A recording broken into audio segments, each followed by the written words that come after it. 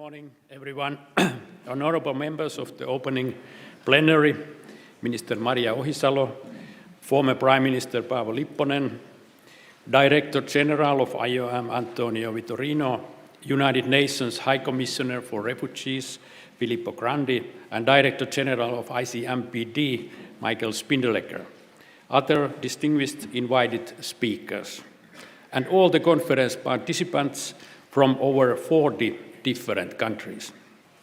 On behalf of the Finnish Minister of the Interior's Migration Department, as the IAM Steering Board member for Finland, and on behalf of the conference organizers, the European Migration Network Finland, whose national conference this is, represented here by the national coordinator, Dr. Kielo Pruis, the European Policy Centre, represented by Head of Migration and Diversity Programme, Dr. Maria de Sommer, and the Odysseus Network, whose annual conference this also is, represented here by Assistant Professor Lilian Jordi.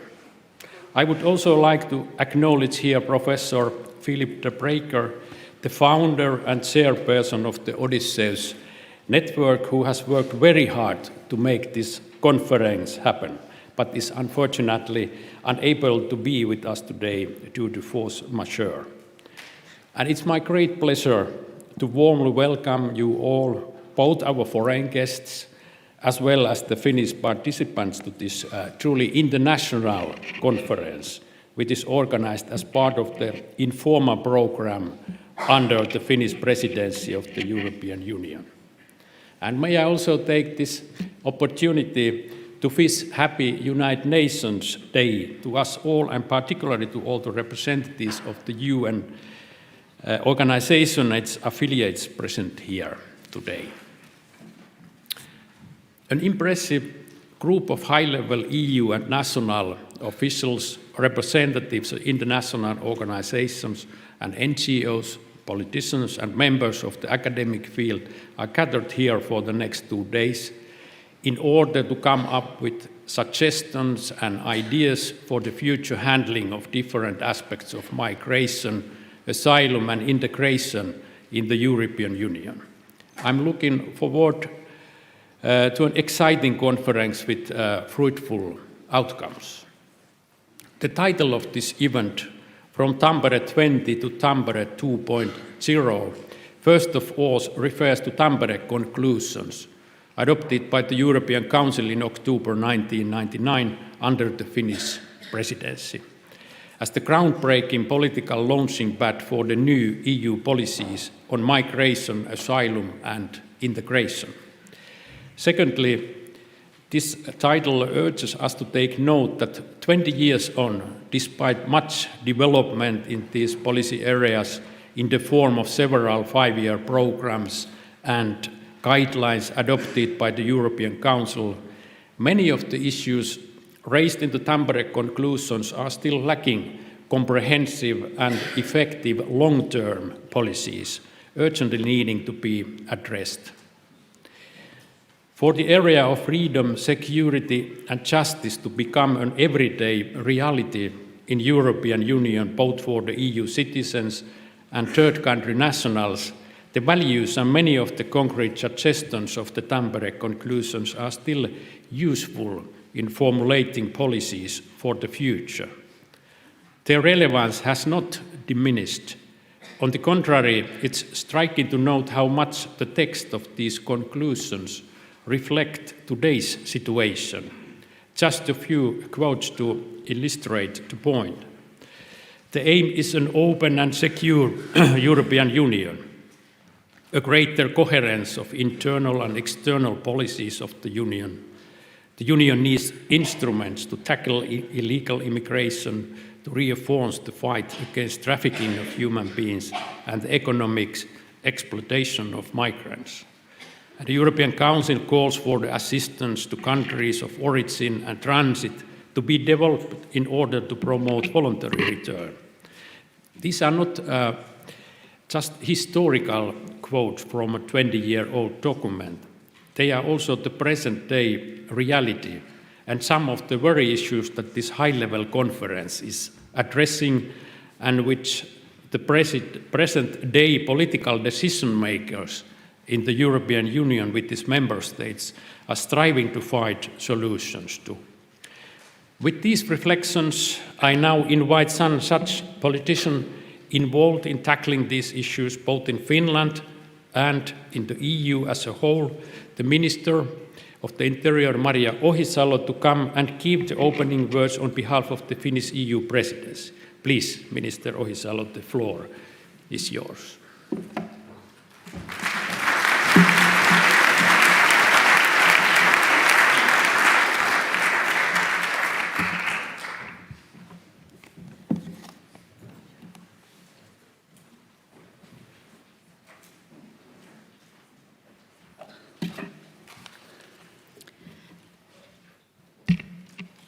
Distinguished fellow speakers, esteemed participants of the conference, ladies and gentlemen. The tragic incident in Essex, England yesterday highlights the darkest aspect of international migration, human smuggling. We would like to take a moment of silence to honor the memory of the 39 lives lost. Please join us in a minute of silence.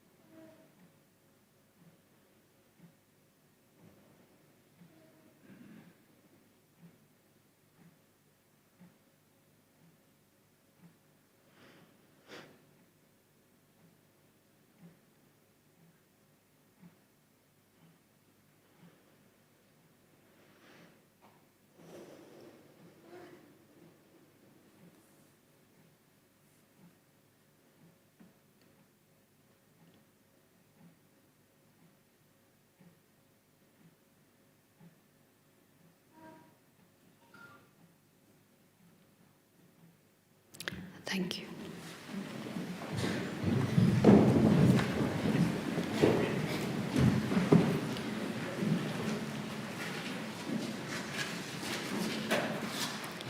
Dear participants, it is my joy and privilege to welcome you in Helsinki and bring you the greetings of the Finnish presidency of the EU Council.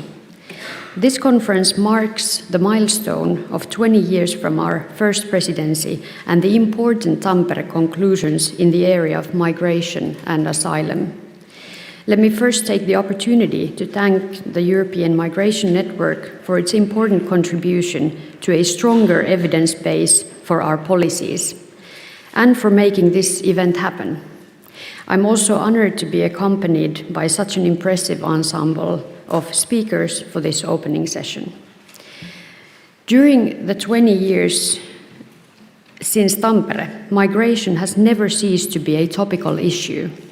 But now we truly find ourselves at a critical juncture, both globally and within the EU. The root causes of forced migration, such as the climate crisis and youth unemployment, are going to be with us for the foreseeable future, and they will only intensify unless our efforts to tackle them are significantly scaled up. It is vital that we use all available policies, tools, and incentives to address these root causes. But in parallel, we also need to enable and support migration that is safe, dignified, and orderly. Our success in these tasks in a sustained manner is a legitimate expectation of our citizens and necessary to inspire a more positive narrative on migration. The peak migratory years of 2015 and 16 taught the EU member states many valuable lessons, and now we need to ensure that we are better prepared for any future challenges together. At the same time, the core values that the European integration is based upon have to be fully reflected in our policy. In particular, we should never lose sight of the principle that every human life deserves equal protection. The pillars establishing the Tampere conclusions are still very relevant today as part of the comprehensive approach to migration, which is the core of our strategy in line with the European Agenda on Migration from 2015. First, we have the structural components such as financing and the role of the EU agencies. Work is ongoing to prepare the next multi-annual financial framework, and regarding migration, securing adequate funding for both long-term action and ad hoc needs is necessary. Equally, the mandates of the key agencies have been under scrutiny during the past legislative cycle. The amended regulation on the European Border and Coast Guard is soon coming into force, while the regulation developing the European Asylum Support Office into an EU asylum agency is still under consideration by the co-legislators as part of the larger reform of the asylum system. A well-coordinated, ambitious action by the agencies is essential for an effective implementation of our common policies. Second, partnerships with countries of origin and transit of migration were recognized as central already 20 years ago. But the external dimension of our policy has gained in importance and variety since then. The starting point is to be aware of what is happening on the various migratory routes and what to expect next.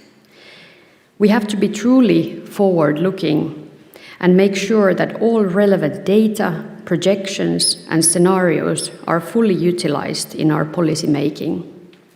More broadly, the aim is to integrate migration as a permanent and structural component of EU foreign policy. We need to strengthen the EU's common approach, for instance, by accelerating the work related to the external aspects of the European Agenda on Migration, the high-level dialogues, the tailor-made country packages, and the Valletta Action Plan. The continent-to-continent dialogue with Africa is the newest key element of this common approach. A third aspect highlighted in Tampere conclusions and still relevant today is the goal of better managed migration, which is of course closely linked to our third country partnerships and the overall ability to address challenges preemptively. Capacity building in border security and joint anti-smuggling efforts are classic examples of this. It is equally important to provide opportunities along the routes, including measures such as assisted voluntary return, support for local integration as well as resettlement, depending on the circumstances. All of this has to be done in good cooperation with our partners, developing tailor-made solutions while paying attention to the bigger picture in the spirit of a whole-of-route approach. An important component of the external dimension is an effective and sustained cooperation with third countries in return and readmission. This area has proven to be challenging in recent years, resulting in a low return rate in the EU. There is a shared political willingness among member states to address this issue in order to achieve a balanced and credible common policy. We need to cooperate with countries of origin in a more holistic way to promote return policies while fully respecting human rights of returnees. The Finnish presidency is fully aware of the sensitivities in this area, including the potential challenges in reconciling various interests.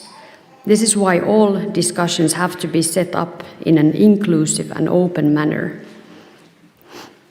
I would also like to highlight that in order to encourage voluntary return and ensure the sustainability of returns, we should pay more attention to supporting the reintegration of returnees. Reintegration efforts are relevant not only for the individuals concerned, but for the receiving communities more broadly. This means that a well-planned policy and practice from the EU side could contribute to a more positive rhetoric towards returnees. A fourth pillar in the Tampere conclusions refers to the fair treatment of third country nationals, which is anchored in the legal migration policy as well as integration efforts. Indeed, we should not forget that legal pathways continue to be an essential element of the comprehensive approach to migration. It is noteworthy that a lot of progress regarding the EU legislation in this area has been achieved during the past 20 years. Today, the admission conditions, procedures, and rights have been harmonized for a multitude of migrant categories, including rules on easier mobility between member states. In fact, the legal framework is so broad that the Commission has recently completed an extensive fitness check to see how well it responds to current needs. The digestion of the results is still in progress, and the Finnish presidency supports this exercise of awareness raising and analysis so that we may identify where the EU can bring the greatest added value compared to the actions of individual member states.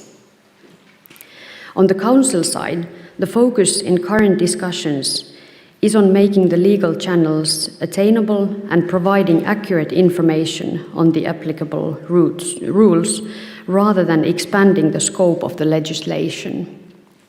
Promoting the use of legal pathways is essential for the EU to meet current and future needs for skills. Moreover, it is an important demonstration of the EU's commitment to long-term partnerships with third countries. Several labour migration pilot projects are underway or being prepared in the member states. They are an important element in paving the way for an enhanced common approach to legal migration, testing new areas and tools of cooperation. Resettlement of refugees provides a safe and controlled avenue to Europe for those entitled to international protection.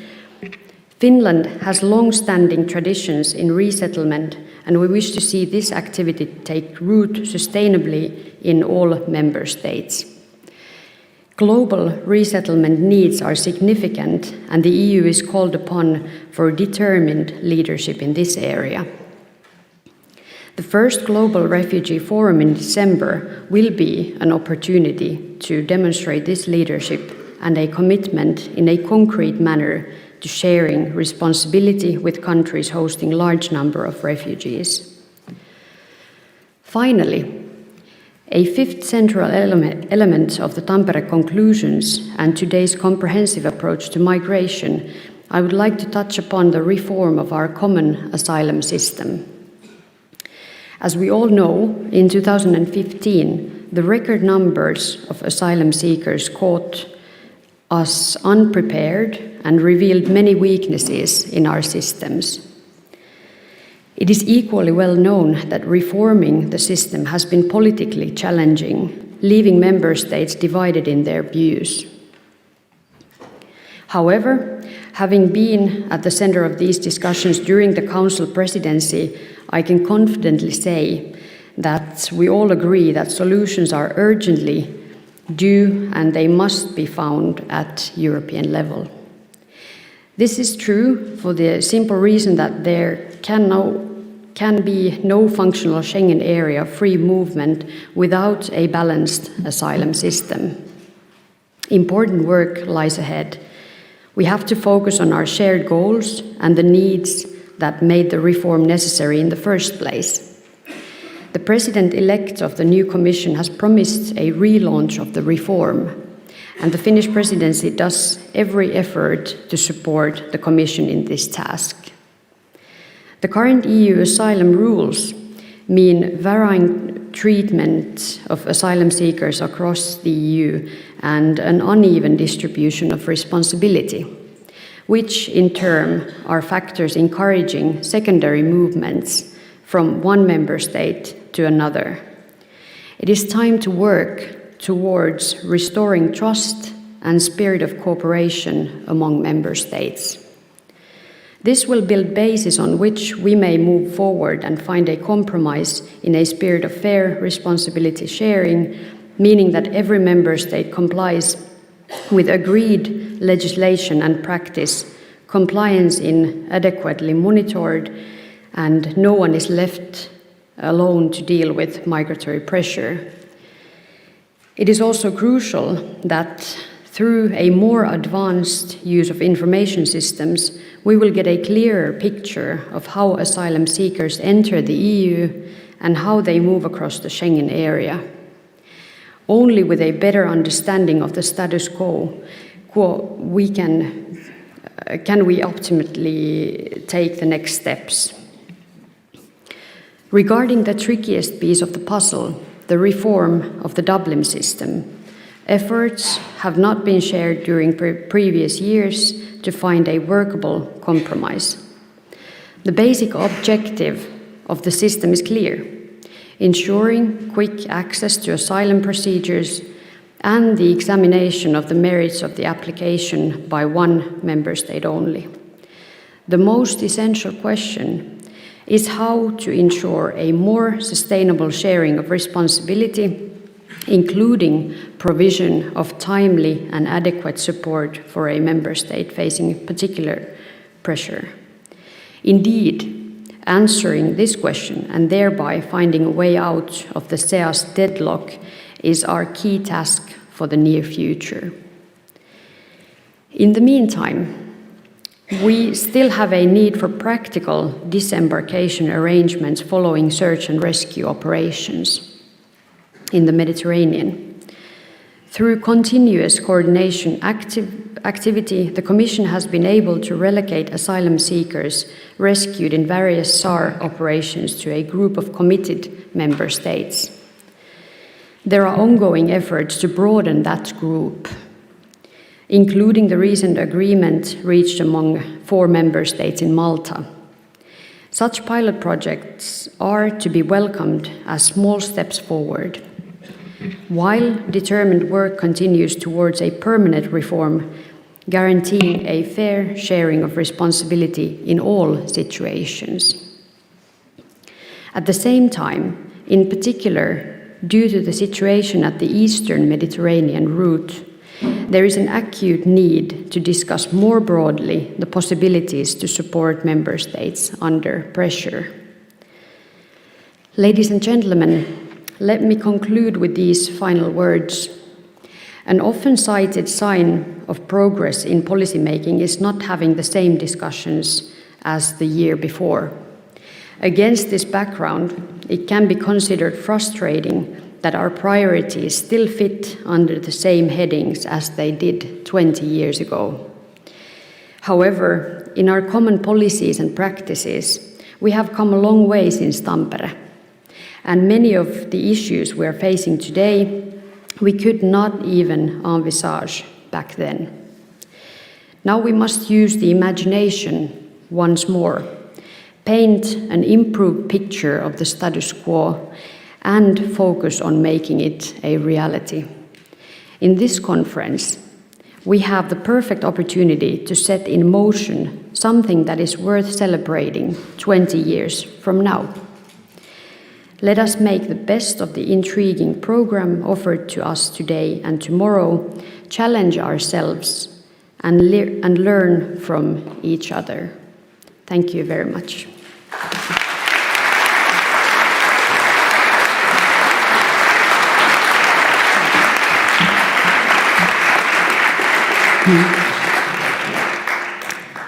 Thank you, Minister Maria Ohisalo. Dear conference participants and those who are following this event via live streaming, now is the time to really start getting down to business with our exciting conference program, as Ms. Maria Ohisalo also described this. May I remind once more those who are standing at the back that there is room available here now. Please find a seat for yourself. So, without further ado, I will invite our former Prime Minister of Finland and the ideological father of the Tampere conclusions, Mr. Paavo Lipponen, to take the floor.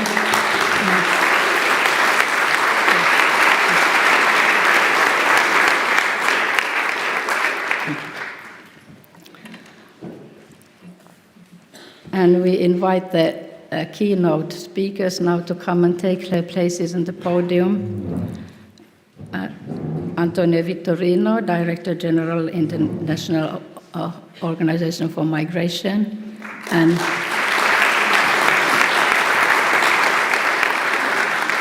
Filippo Grandi, United Nations High Commissioner for Refugees.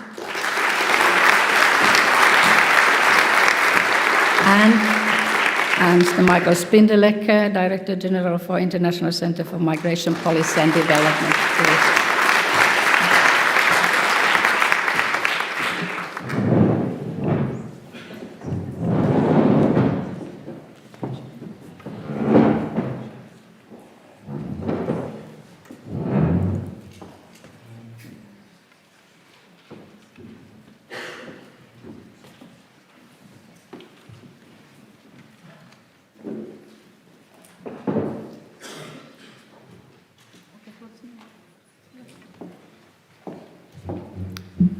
A little change of procedure. Ex-Prime Minister Paavo Lipponen would prefer to be on the podium here, standing. This is fine.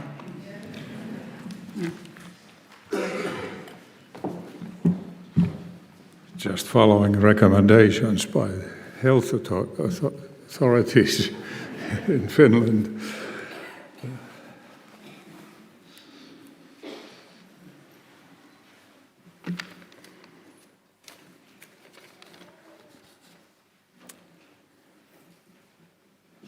Minister Ohisalo, distinguished keynote speakers, Excellencies, ladies and gentlemen, let me first bring greetings from Tampere. Last week, exactly 20 years after the Tampere Special European Council in 1999, we had an event in Tampere where our Minister Ohisalo was the keynote speaker. It was hosted by the city of Tampere. And after having the conference in the university, we had dinner, and before that, a bronze plaque was attached to the wall of the site, Vaprik, it is called, of the summit. Tonight, I am looking forward to reminiscing Tampere with my dear colleague, Director General Antonio Vitorino. So at this stage, this much about Tampere. But we had a very good conference there. Having been present at the creation in Tampere with my dear former colleague, Director General Antonio Vitorino, and some others here present today from Tampere 99. I'm both happy and amazed by the spectacular way the International Organization for Migration and other organizers of this conference are commemorating the 20th anniversary of the Tampere European Council. Particularly impressed am I by the participation of the best experts from Europe and other parts of the world gathering here to a real working session to update Tampere and plan for the future. The Tampere Special Summit aimed at establishing an area of freedom, security and justice in the European Union. We did not start from scratch, as we could work on the basis of the Amsterdam Treaty.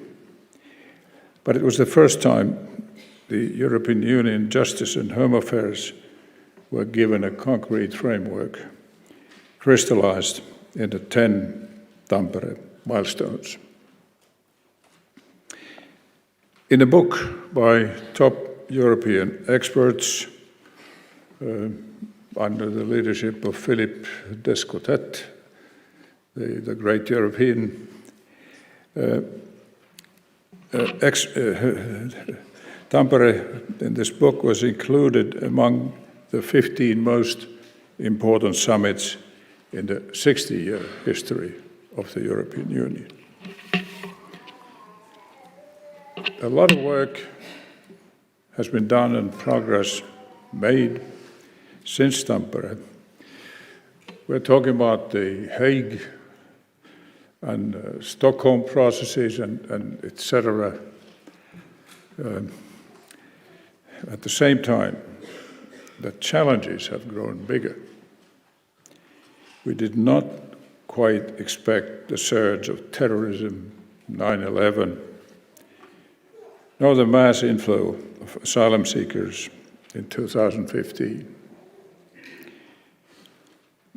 We did not foresee the multiple conflicts and the disruption of international relations we have witnessed in the past few years. For the European Union, and I am referring to the speech by the Minister, it is time to understand that time is running out. We've got this parliamentary period of the European Parliament to put our own house in order. Otherwise, European Union internal political climate will turn into an even more divisive direction, and the geopolitical standing of the European Union will be further weakened.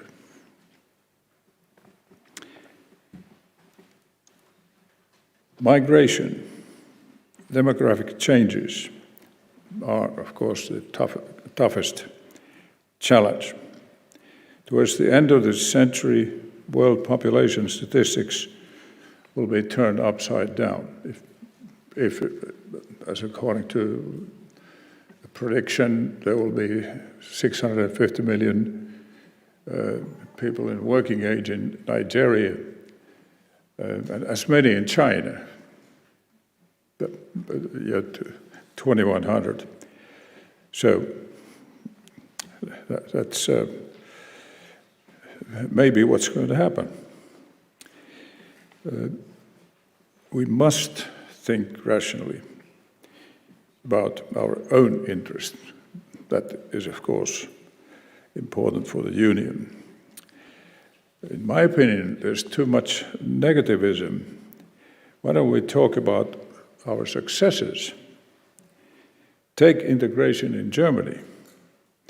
We had just some reports that I read in Der Spiegel magazine. How many of those arrived in and after 2015 have learned the language, graduated from schools, and got jobs. In Finland, we can do much more in integration, sending people away who have been integrated, like going to school, graduating, and so on, is actually a real waste of resources. And I'd like to coin a new term, harmful deportation. Ladies and gentlemen, securing the European Union's external borders better is an urgent task and must be financed. I noted that in one of the papers there's criticism that Tampere financing was not discussed. Well, I've got a simple answer. We could never have finished the meeting had we discussed financing. So it's absolutely clear.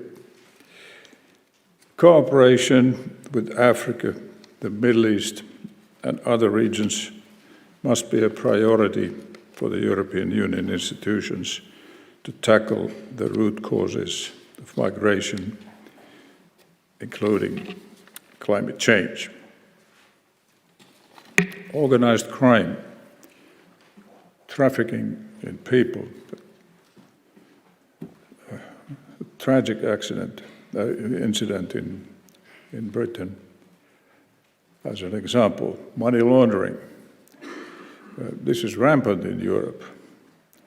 They must be fought, and with our support, more effectively in, for example, countries seeking European Union membership. I mean, if there's a clear evidence of continuing mafia activity, something really must be done. But these problems extend to our latitudes, like we've recently seen happening in the cases of money laundering up in the north.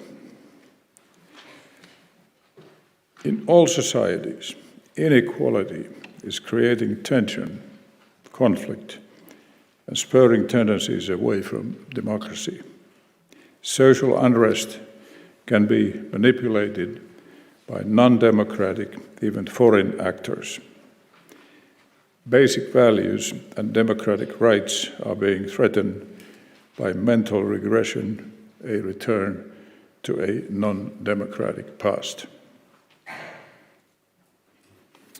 Ladies and gentlemen, the multiple fields of action, goals and tasks defined in the working papers of this conference are well formulated. We heard the Minister inform about the ambitious agenda of the Finnish presidency, and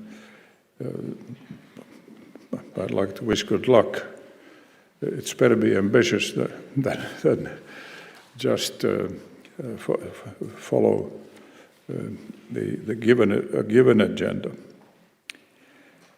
So, ladies and gentlemen, let us honor the legacy of Tampere by making this conference a landmark in the process started 20 years ago. Thank you.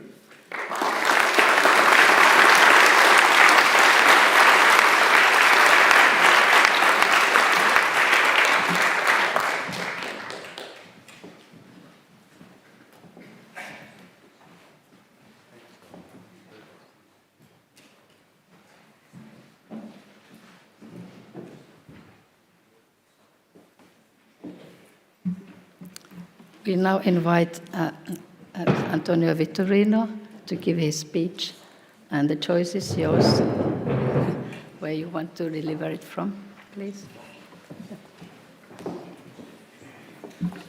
Thank you. In my case, it doesn't make a difference being standing or sitting.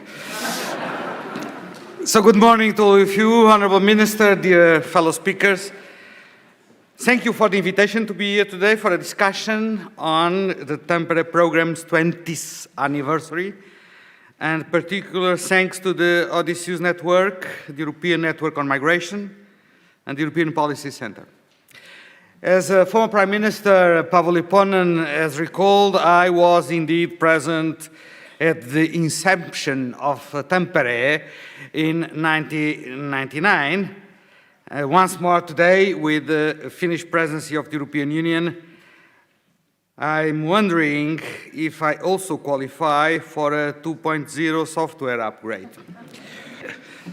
That this conference is timely goes without saying, but we are also having this conversation in the aftermath of a political existential crisis for the European Union, with respect to many of the lofty goals of the Tampere conclusions, that has strained the concepts of solidarity and responsibility sharing, and the relationship between many member states and European institutions.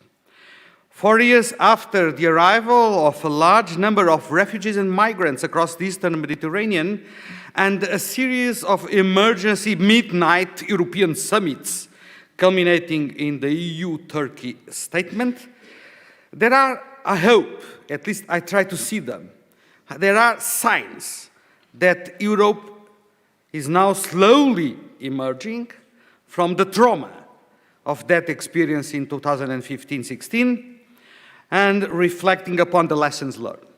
Lessons that will be important for the new incoming Parliament and the new incoming Commission.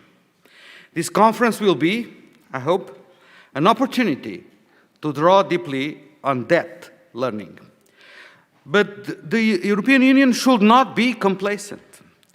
The situation today on the Syrian border with Turkey demonstrates the fragile nature of displacement that still affects millions in the region and may yet have implications for Europe.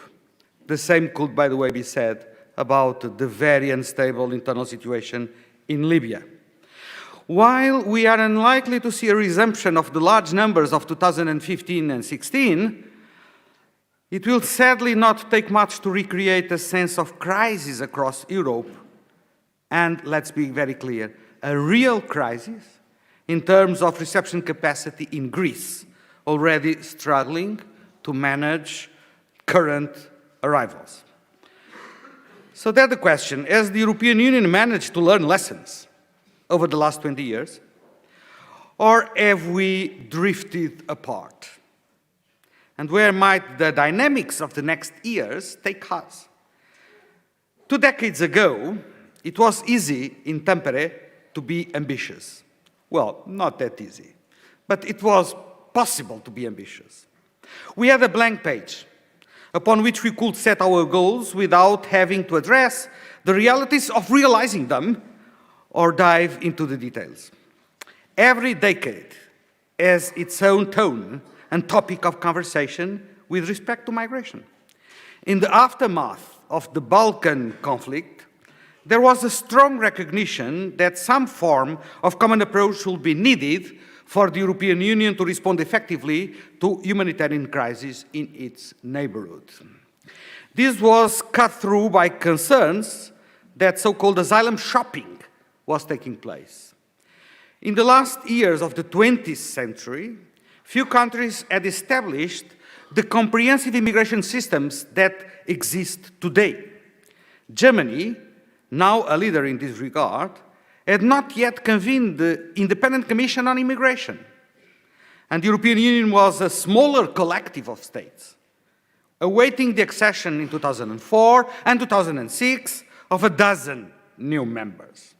Our understanding of what it means to build systems that can respond to changing needs, shocks, and competing interests was far less sophisticated than it is today. But many of the conversations were eerily similar to those we have today, as the Minister has pointed out. As the background papers for this conference highlight, and the Tampere program attests, the importance of strong partnerships with third countries, the value of creating a robust space for education of asylum claims, and the need for consistent legal means of migration are there in front of us. In this respect, little is changing concerning the chapters of migration and asylum policy we discuss as they were framed by the Tampere milestones. The changes are instead about the means through which these policies are achieved. 20 years ago, Justice and Home Affairs was an island more than an area, using legislation, above all, to expand the incoming common space. Today, Justice and Home Affairs is part of a broader network of actors working on migration through not always in agreement, let's say, but through legislation. While that is still critical, but legislation is just one tool in the toolbox. Policymakers have learned that law, in the absence of adequate resources or operational capacity, is rendered meaningless to those it is intended to serve and protect. And effective responses to migration challenges and opportunities require the whole of government. Ministers need to work together within countries, as well as across them. The European Union has also been on a sharp learning curve with respect to diplomacy, understanding that migration is an integral part of foreign policy is still a work in progress, but it is an essential conclusion. Tampere was therefore a statement of recognition that no state can manage migration without international cooperation. At the end of 2018, the world, including many states within the European Union, made a similar state of recognition through the Global Compact for Safe, Orderly and Regular Migration, as well as through the Global Compact on Refugees. The Global Compact on Migration is different in that it is entirely state-led and non-binding, but many of the principles and ideals espoused in Tampere can also be found in the Global Compact. As usual, the devil is in the detail. Many of the Tampere phrases that have now become apocryphal were used then with little explicit interrogation. What does solidarity mean in practice today? How does Dublin link to Schengen? And how far is the fate of Schengen depending on finding a fair, balanced solution for Dublin? No, I'm not talking about Brexit. Many of these concepts and interlinkages were discussed in Tampere on the basis of a strong yet implicit common understanding between states. Today, we have to recognize that the ideas in Tampere mean different things to different member states. And this is also due to the very real experience that we have had at the external borders of Europe. Migration and asylum dynamics today are quite different from those in 1999. And so are the concerns that Tampere holds, as well as it does, its principles, its values, its goals, its priorities. It's quite talkative about the universality and the continued relevance of Tampere. And here I want to take this opportunity to pay tribute to the former Prime Minister Paavo Lipponen. Only his coolness and the very famous Finnish pragmatism allowed the European Council to succeed 20 years ago, and I think that we all Europeans are in debt to you, Paavo. Thank you so much.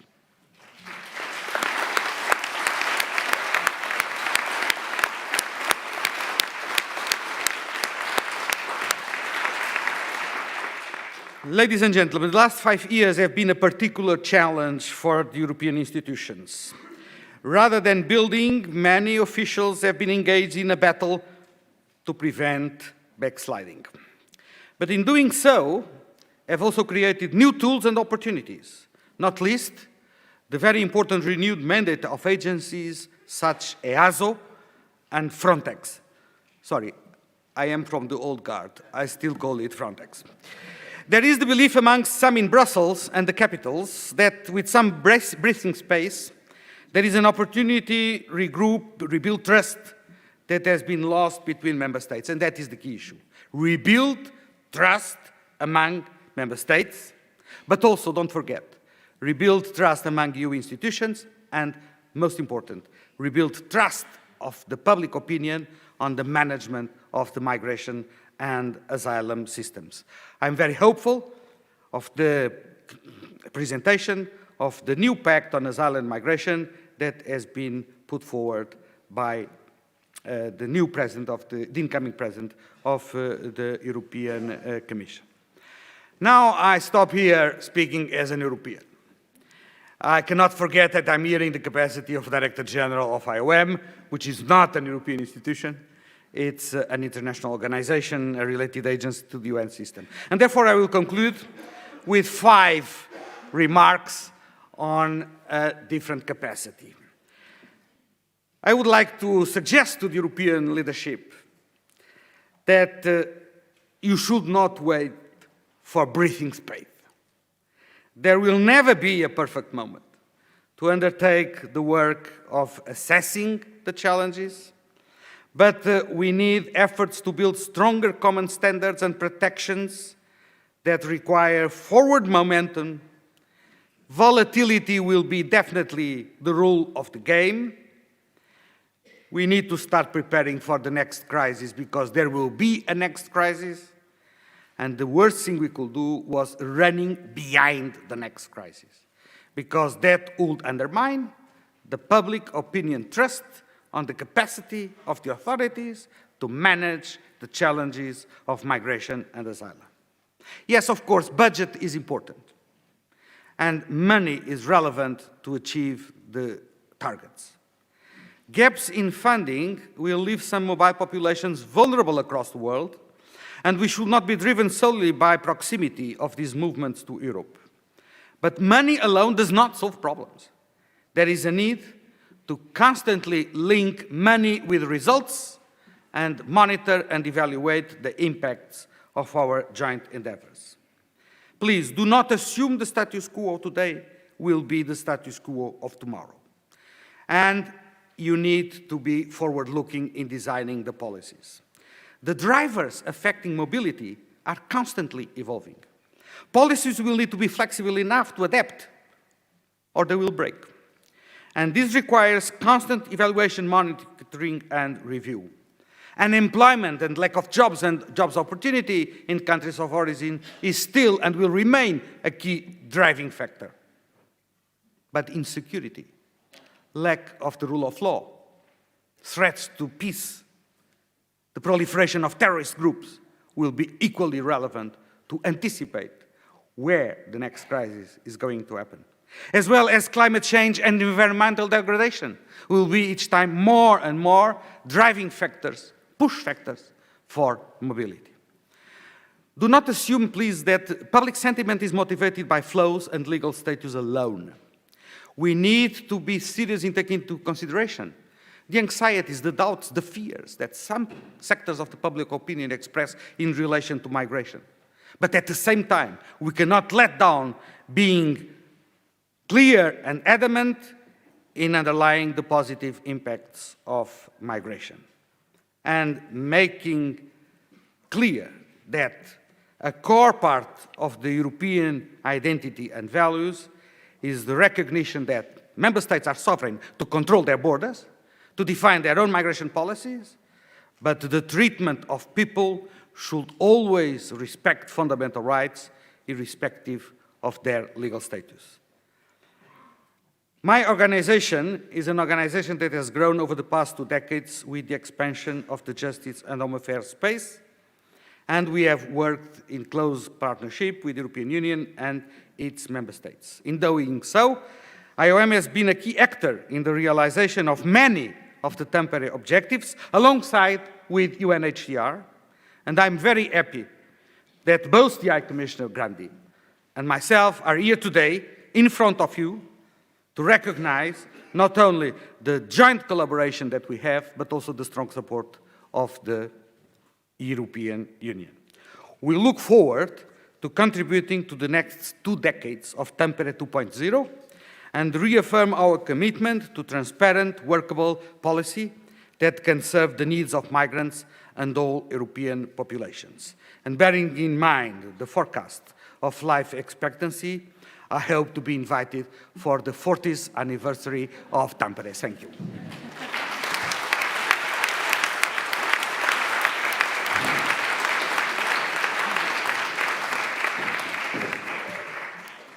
Thank you very much. And now we have time to hear from the UNHCR. Please take the podium.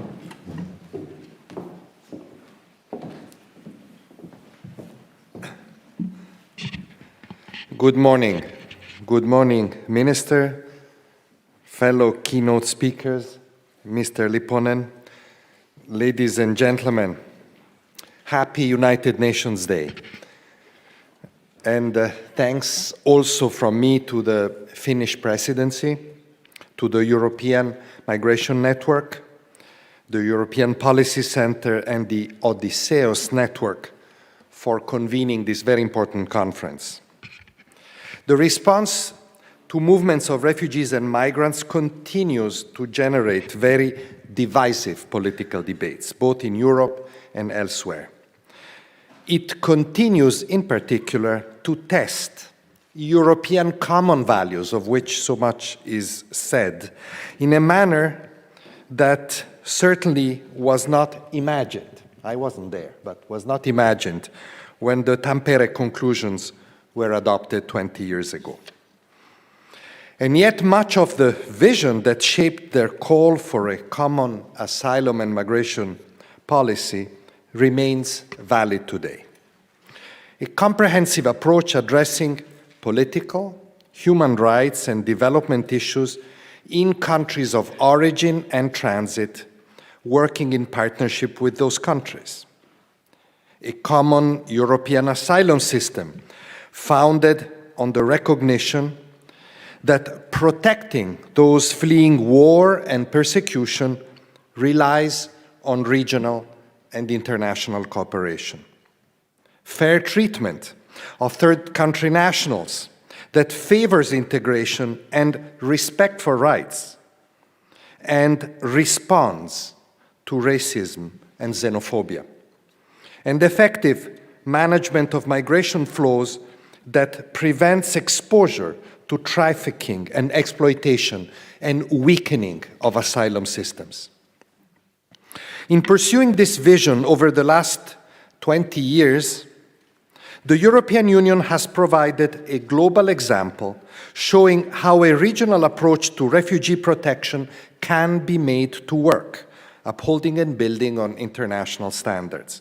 The right to asylum was embedded in the Charter of Fundamental Rights. The common European asylum system became a reality, painstakingly constructed through a framework of European law. A groundbreaking subsidiary protection regime was developed along with innovative shared data system for identifying and documenting asylum seekers. The Tampere conclusions and the work that followed helped inform and shape, as Antonio Vitorino just said, the two global compacts affirmed by the General Assembly last year, one on refugees and one on safe, regular, and orderly migration. These were developed in tandem, albeit through different processes and with different aims, reflecting the importance of working on migration and asylum together, especially in the context of mixed population flows. This approach is reflected indeed in the strong partnership between UNHCR and IOM, and I thank Antonio Vitorino for being very loyal and supportive of this cooperation.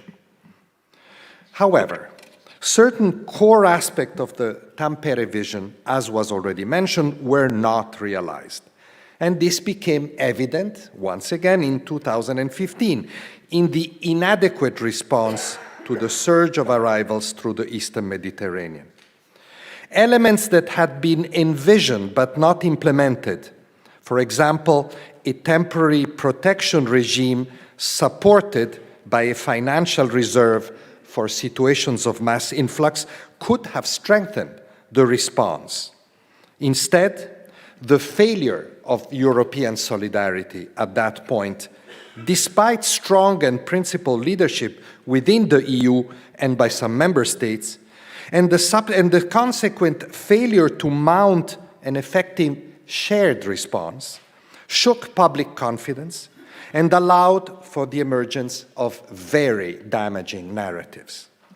These continue to challenge the Tampere vision today, as some of those who aspire to political leadership cynically exploit legitimate anxieties, as Antonio said, around jobs, security, and identity.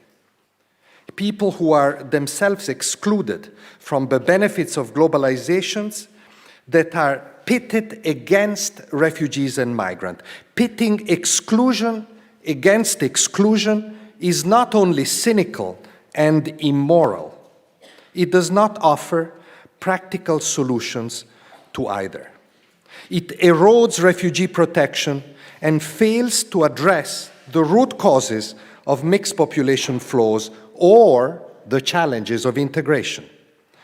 The consequences, lives lost at sea as search and rescue operations are abandoned, a transactional approach to refugees as commodities to be traded between states, policies of deterrence that deflect responsibility beyond Europe's borders. All these run counter to the Tampere vision. Fortunately, there is also a countervailing trend, one reflected in the examples of solidarity with refugees that have emerged across many parts of European society over the last few years, and which found expression at the highest political level in the Global Compact on Refugees. This provides a powerful set of tools to address refugee flows, based on the principle of shared responsibility. They resonate with the ambition reflected 20 years ago in the Tampere conclusions and can help shape the Tampere 2.0 agenda that we're here to discuss today. With that in mind, and not to be less clear than the Director General of IOM, I also wish to propose 5 key directions. First, we need a truly global approach that addresses the root causes of refugee flows. Refugees are displaced by conflict, violence, and persecution. They do not leave their countries out of choice. This calls for concerted action to prevent violent conflict from emerging and to identify and accelerate solutions.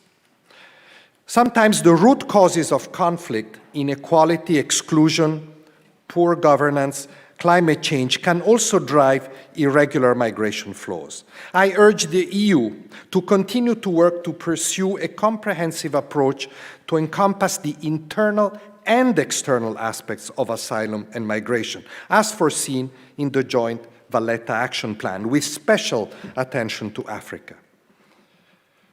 Second, arrangements for burden and responsibility sharing with the countries and communities hosting large refugee populations and with transit countries must be deepened.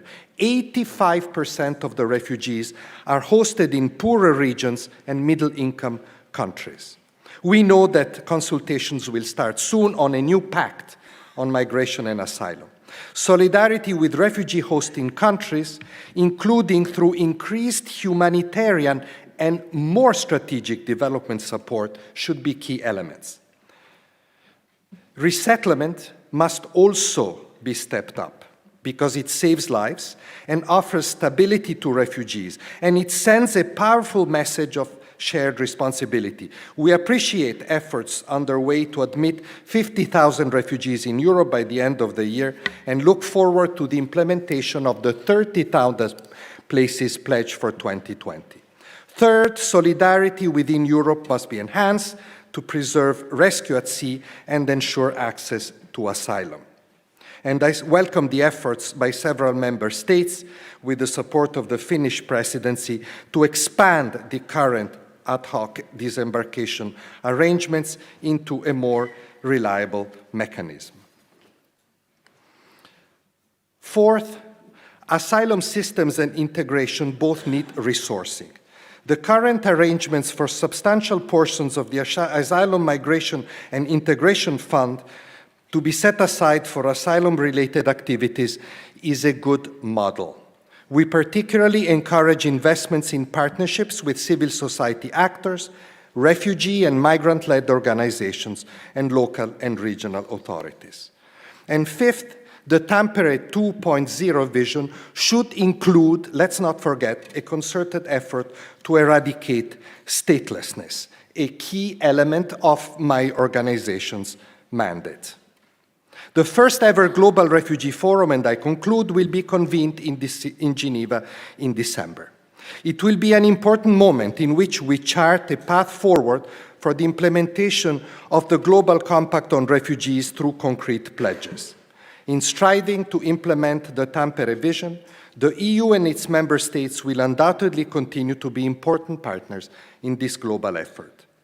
This will send an important message to refugee-hosting countries and refugees themselves around the world, showing that beyond the damaging, unilateral approaches that sometimes capture the headlines, a commitment to addressing refugee flows through international solidarity and through principled and pragmatic approaches still prevails in Europe today.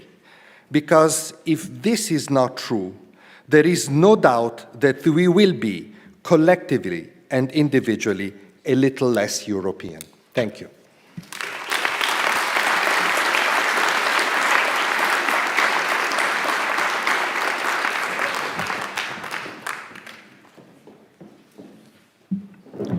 This being the United Nations Day, we chose two of the main UN organizations to start off this keynote session. But triangulation is the basics of any research, isn't it? And this is what EMN, Odysseus Network, and EPC are also about, producing knowledge-based information.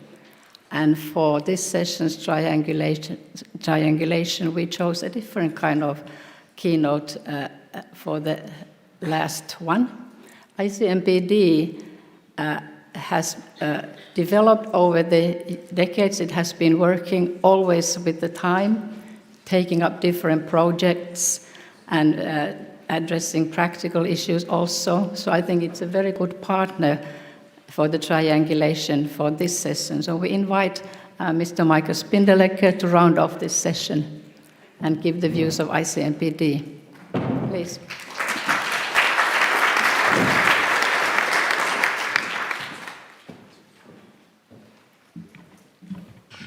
Madam Minister, distinguished speakers, ladies and gentlemen, it's a great pleasure to be with you today. I think this is a wonderful opportunity to share with you some ideas. Of course, anniversary is always something to look back and to learn the lessons and to look at the achievements. But I think it's also a wonderful moment to look forward, what we have to do and what we have on the agenda. I think there is a lot about this. I'm very grateful to the Finnish presidency to organize an event like that, because I think it's a crucial moment we are living in. It's a crucial moment because whenever a new commission is starting, this is the moment where you can get movement. And everybody is expecting that.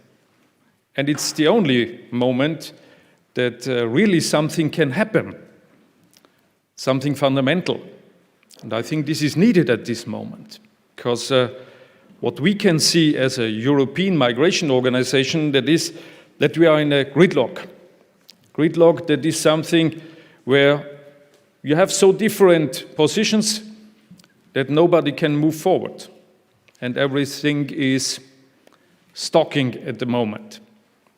So I think this is the moment, and this is my experience also as a foreign minister of Austria for a long time, that we have to take this moment to come along with some measures just to break the gridlock and to move forward. And this is also the title that we have been choosing as ICMPD for this year.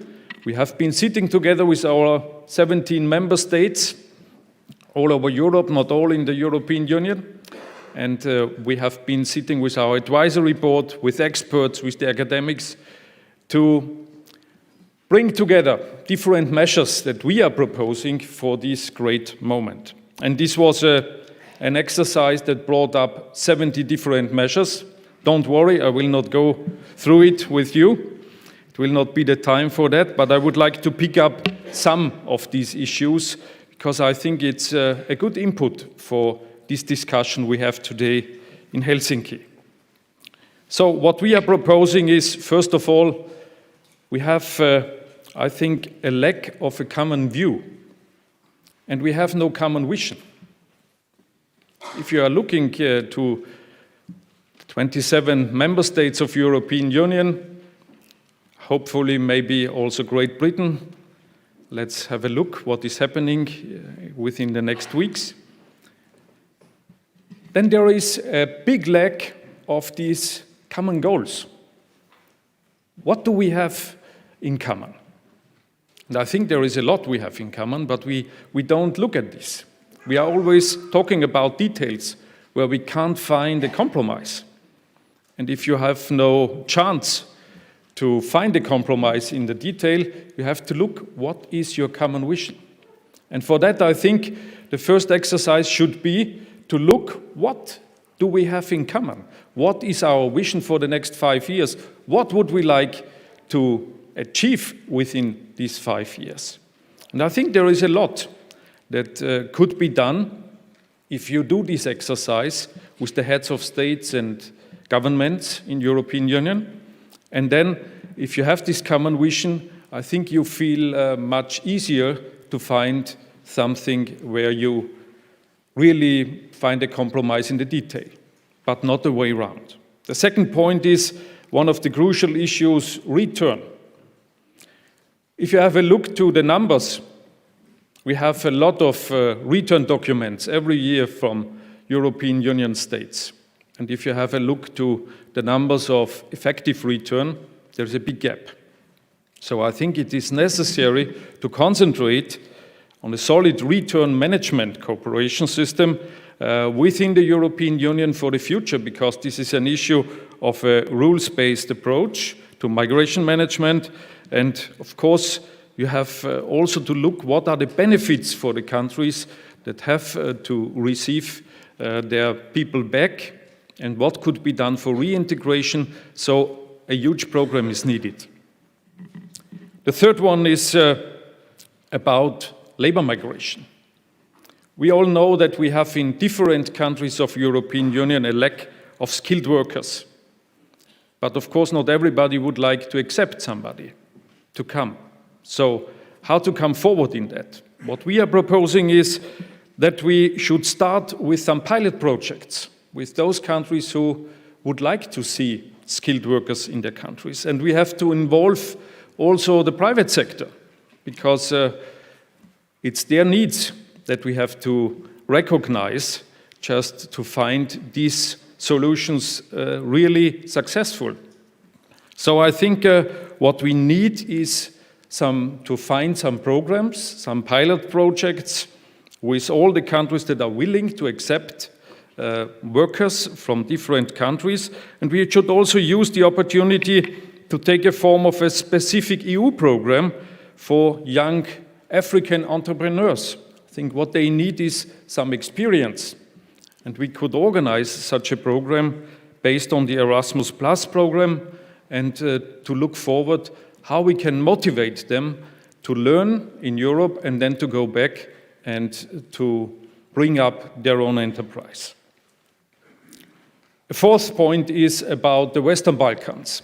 Ladies and gentlemen, I think we all know there is a big challenge that with all the refugees coming to Europe, first of all, on the Balkan routes, they will start in different countries there. And if you have a look to the developments, we all have to notice it's not enough that has been done. So we have to help them. We have to integrate them in the European migration system. We have to help them and to support them to find also the ways to negotiate with the countries of origin. If you have a look how many embassies does Albania have in the African continent, you will not find a lot of them. So it is needed, of course, to help them to find the right negotiations, the right ways how we can start to have a real good system in place in the Western Balkan countries so that they also can proceed with all the asylum procedures and to find their solutions.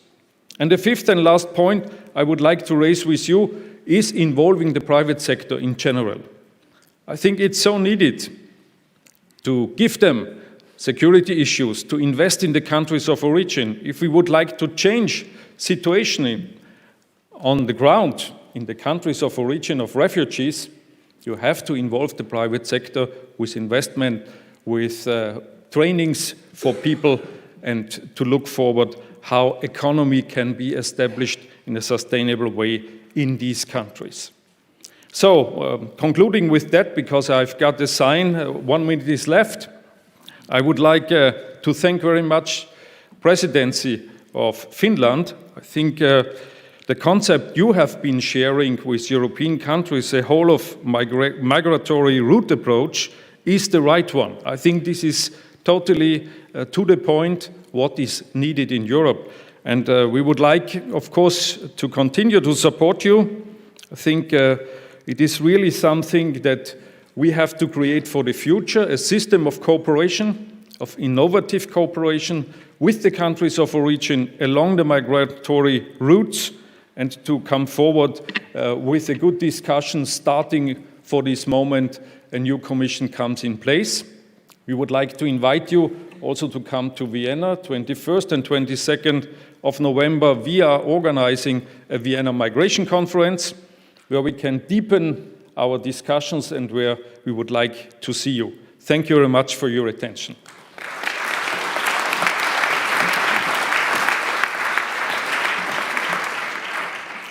We thank you all our three keynote speakers for setting the scene for us. And now we would invite all the keynote speakers to the front here for one final photograph session together here.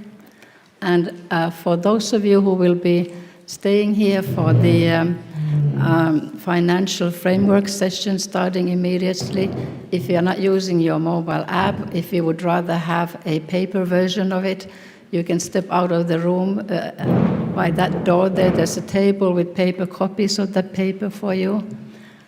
But I presume many of you have the mobile app, and I encourage you to use that also.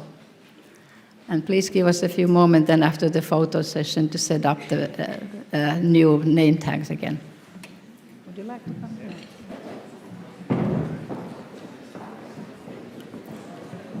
A little photo opportunity for all of you also.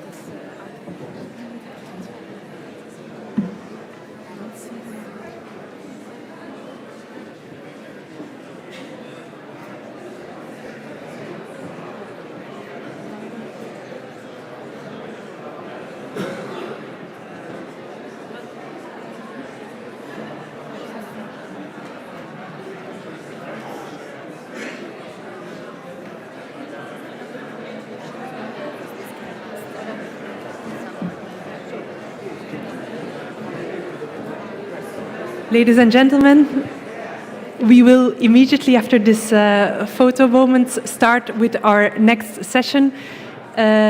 Big thank you again for the rich interventions of our keynote speakers. I would like to take the moment to introduce already, so that we move ahead in time, the next panelists. First up is Hanne Beirens. She is the director of the Migration Policy Institute in Europe, and she has kindly agreed to chair the next session on the financial framework. Hanne, please take the floor.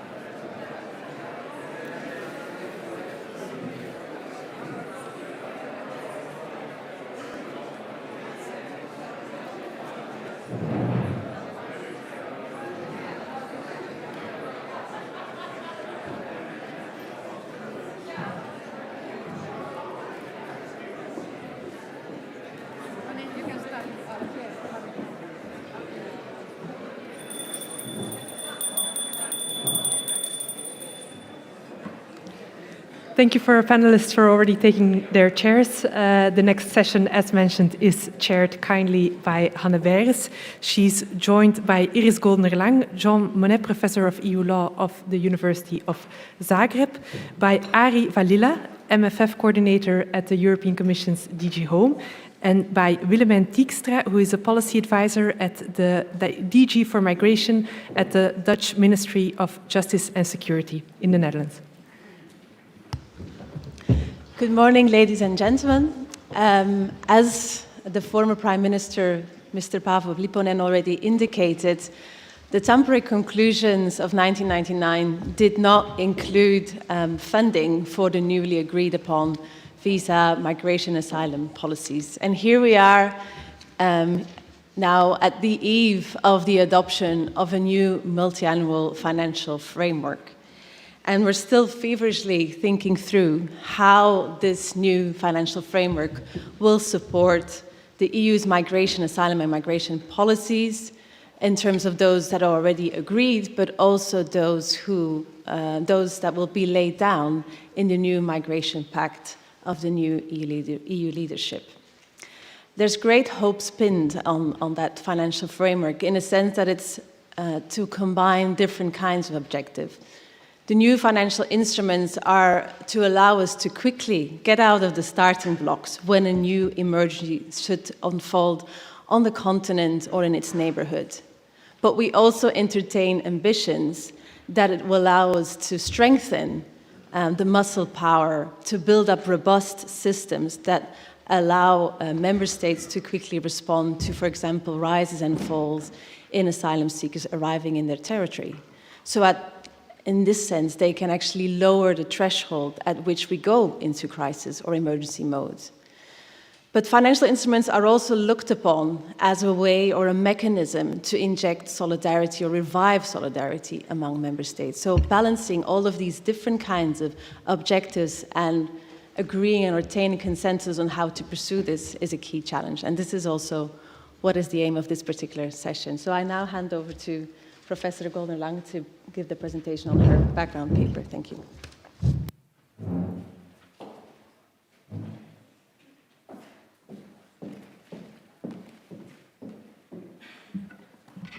Thank you so much. Good morning. Before I start talking about money, I would like to thank the organizers for the invitation and congratulate you for this, what I believe to be an amazing event. I would like to thank every single person who made this possible, particularly those who read and commented on the background notes, and to all of those who helped in so many organizational details. My special thanks goes to Professor Philippe de Broeker, who could not be with us today, but who has been the brain and the heart of this whole project, and who continues to be the driving force and inspiration for all the members of the Odysseus academic network. Now, talking about the financial framework of EU migration and asylum policies is a delicate issue, especially today during the negotiations on the new multi-annual financial framework. In the next several minutes, I will try to summarize the main challenges I detected in my background note and offer some suggestions for future actions. But before that, I would like to emphasize two overarching messages that should not be forgotten. First, the discussion on the financial framework are much more than just about figures. If you remember the 1990s blockbuster, Jerry Maguire, the famous quote from the movie, "Show me the money," or "Show me the money," is not just about getting paid, but about showing what is valuable to us. Consequently, the EU budget will show what is currently most important for the European Union. The budget will reveal EU priorities and give a palpable indication on the future direction the European Union wants to take. It will at the same time be constrained by two factors. First, by the need to reach a political consensus, as the MFF requires a unanimous Council vote. and by the inability to depart too far from the programs and allocations from the previous budgetary period.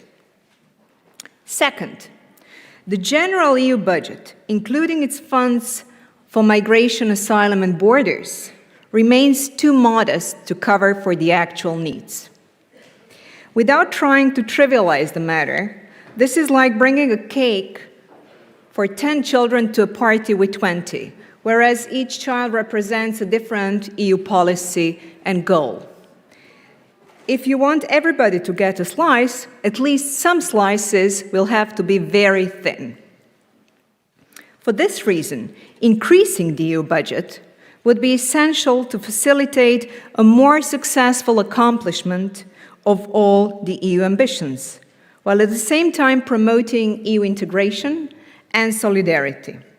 A more radical reshaping of EU resources would enable a more radical redistribution. For this, political will would be imperative. This could be done by contemplating the types of MFF resources and by including new types of EU's own resources. However, we need to be realistic and address the EU budget as it now stands, with all its limitations. And this leads me to the main challenges and suggestions for the future.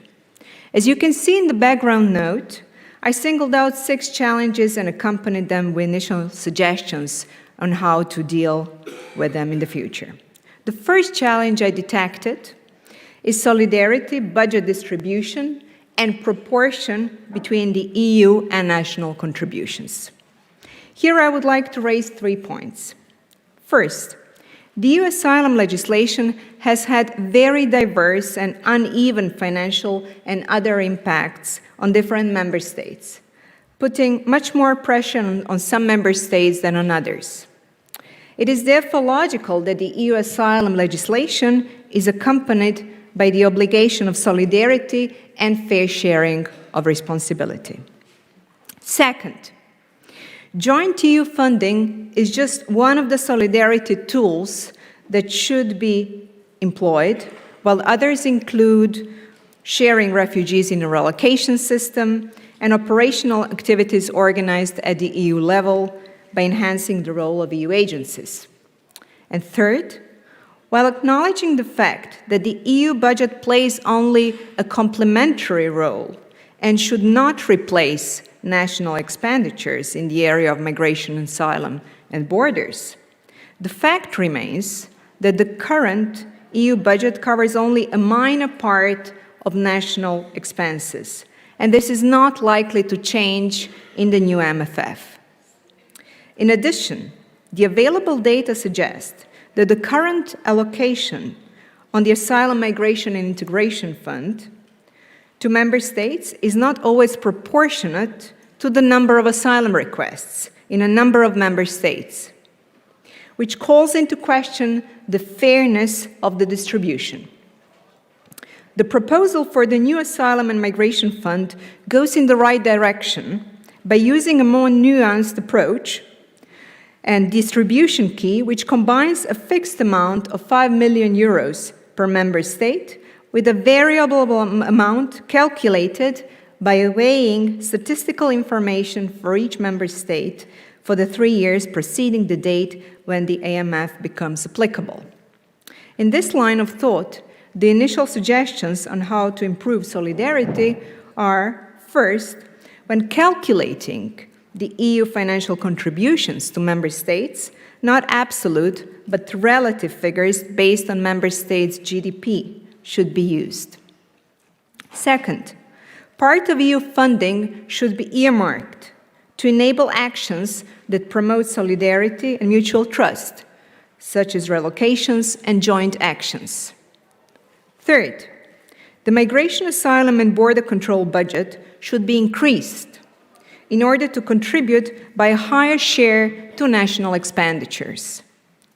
And fourth, the mode of distribution of migration, asylum, and borders budget should ensure a fair subnational distribution so that allocations are more nuanced by being attributed to regions and cities in member states, especially in places where they are most needed. The second challenge that I would like to single out is the increased use of flexibility tools and emergency measures, which were needed to respond to the changing migratory inflows in the EU over the past few years. In the 2015 to 2018 period, the flexibility instrument was used 4 times and the contingency margin twice, and they jointly covered 46% of the financing for migration, asylum, and border control. The new MFF proposes increased flexibility in order to respond to emergency situations. To that effect, part of the Asylum and Migration Fund and the Integrated Border Management Fund would not be nationally pre-allocated, but would be left for disposal based on future needs. In this context, I would like to make the following 2 suggestions. First, there should be a right balance between the amount of the budget earmarked for emergency situations and the pre-allocated budget, in order to ensure predictability of the spending and its coherence with the strategic objectives. How come 1 minute? I thought it's 15 minutes altogether. Yeah, okay. So it's not 1 minute. Yeah, all right. Second, part of flexibility spending should be structurally included into the permanent pre-allocated EU migration, asylum, and border budget in order to prevent the crisis mode in emergency funding from becoming a regular modus operandi. The third challenge is ensuring coherence of the external dimension of migration, asylum, and border policies, which is mostly taking place through the financing of cooperation with third countries in order to reduce migration flows and enhance returns and readmission. There has been a multiplication of external financial instruments, and they have been allocated more resources than internal ones. The mixed nature of some of these funds, which have been partly financed from the EU budget and partly from additional contributions from member states, leads to a lack of transparency, accountability, and democratic control. It is difficult to trace where and how these resources are actually used in practice. In this context, the initial suggestions are: the activities taken within the sphere of external dimension of migration, asylum, and borders have to be complementary to the basic premises of the internal dimension. Second, better coordination should exist among DG Home, DEFCO, and NEAR to ensure coherence and prevent funding of parallel structures and policies. And third, the Commission should provide more comprehensive reporting about the funding of migration, asylum, and borders outside the EU in order to enhance transparency, accountability, and democratic control, especially in case of mixed funding. The fourth challenge is promoting the involvement of civil society, as well as cities and other local authorities, which have been playing an ever-growing role with regard to third country nationals' integration, since the vast majority of third country nationals live in urban areas. However, the funding rules for Asylum, Migration and Integration Fund have created significant barriers to the participation of civil society organizations. Therefore, the initial suggestions from the background would be to enhance the involvement of civil society actors and local authorities in all phases of the funded projects, from the planning to the implementation. Then, to alter the application and participation criteria for the funding of projects to enable easier access and participation of civil society actors, including smaller NGOs and NGOs with a more operational focus, And this should be done by lowering the co-financing requirement and simplifying administrative and reporting requirements. And third, checks should be made to ensure that the funding allocated to member states for the integration of third country nationals is reaching and being spent mainly by regional and local authorities. The fifth challenge is to ensure that putting increased emphasis on the external dimension of the asylum migration by investing significant resources to cooperation with third countries does not lead to neglecting refugees' rights and migration management. And in this respect, I would like to single out one of the 4 suggestions I made in the background note.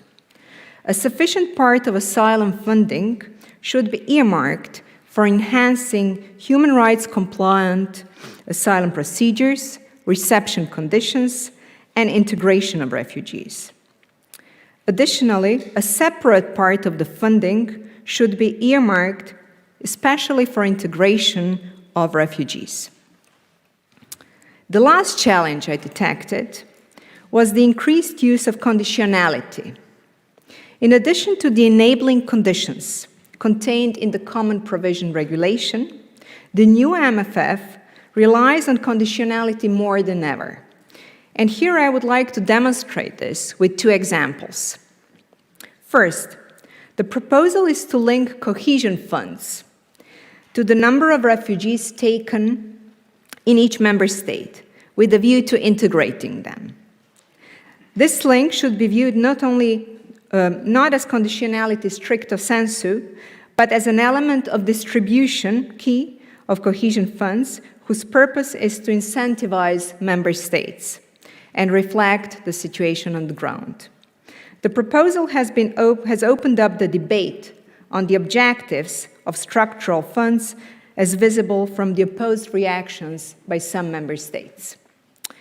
And second, the rule of law conditionality, which is applicable not only to migration and asylum, but to the whole of the EU budget, is embodied in a newly proposed regulation on the protection of the Union's budget in case of generalized deficiencies as regards the rule of law in member states.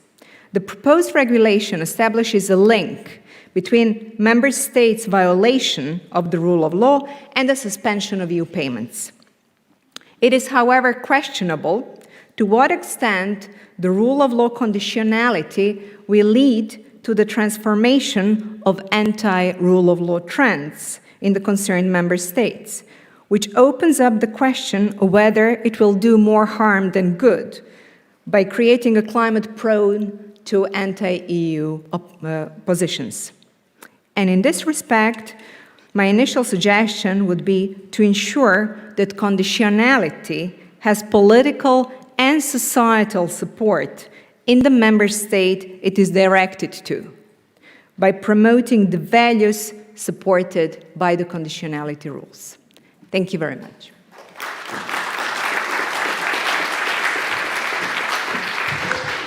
Thank you. We now turn to our panelists who have the time to comment on the points mentioned by Iris. Thank you. Okay, thank you very much.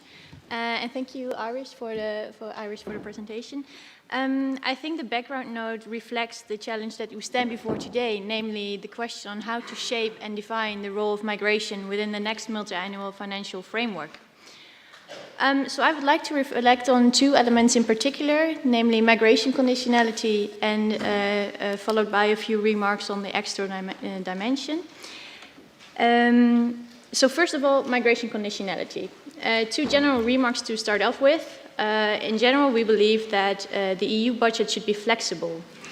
It should be able to allocate resources quickly, preferably within the programs and headings, to be able to respond to migration challenges in a quick way. And secondly, the MFF should also actively stimulate member states to contribute to the implementation of the asylum acquis. Conditionality can be considered both as a means to further target spending, but also as a way to create stronger incentives within the EU budget to create a common approach towards EU policy priorities such as migration. The Netherlands has worked on a few elements with the purpose of translating this element of migration conditionality into concrete proposals. I would like to discuss 3 of them with you today. So first of all, the performance reserve. Instead of relying on a static distribution key that is valid for the entire 7-year period, the Netherlands proposes to make the GHA funds more flexible and adjustable in order to respond to the ever-evolving migration challenges.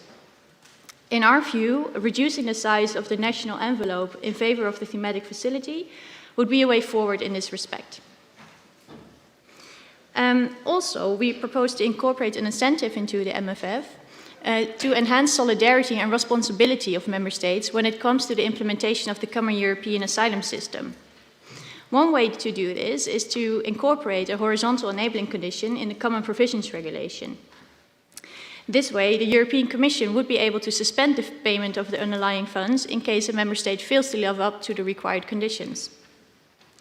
Thirdly, the Netherlands proposes to earmark a certain percentage within the ESF Plus, around 5 to 10%, for programs specifically targeting the long-term integration of third country nationals.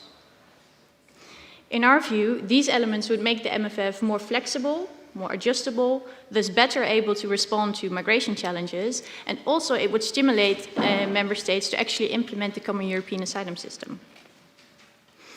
So then a few remarks on the external dimension. First of all, a comprehensive migration policy should be properly reflected in the new MFF. This means that there should be a complementary link in spending and programming in the EU internal and external dimension. In 2015 and 16, it became clear that the external financing instruments weren't sufficiently flexible to cope with the migration challenges either. This is why several additional facilities were created, for example, the EU Emergency Trust Fund for Africa. In our view, under the new MFF, the external financing instrument should be developed in such a way that there would be no longer any need for separate trust funds. So looking at the NDC, for example, in addition to regular long-term country planning, there should be an identified mechanism within the NDC to be able to respond to the migration challenges also in the external dimension. And in addition, the NDC should also enable the EU to be able to conclude comprehensive partnerships and agreements with countries of origin, destination, and also transit countries. And finally, as a concluding remark, it is important to have in place a proper governance structure in order for member states to be actively involved with setting of priorities, programming, planning, and monitoring of implementation, while overseeing both activities under heading 4 and 6 of the MFF. Thank you.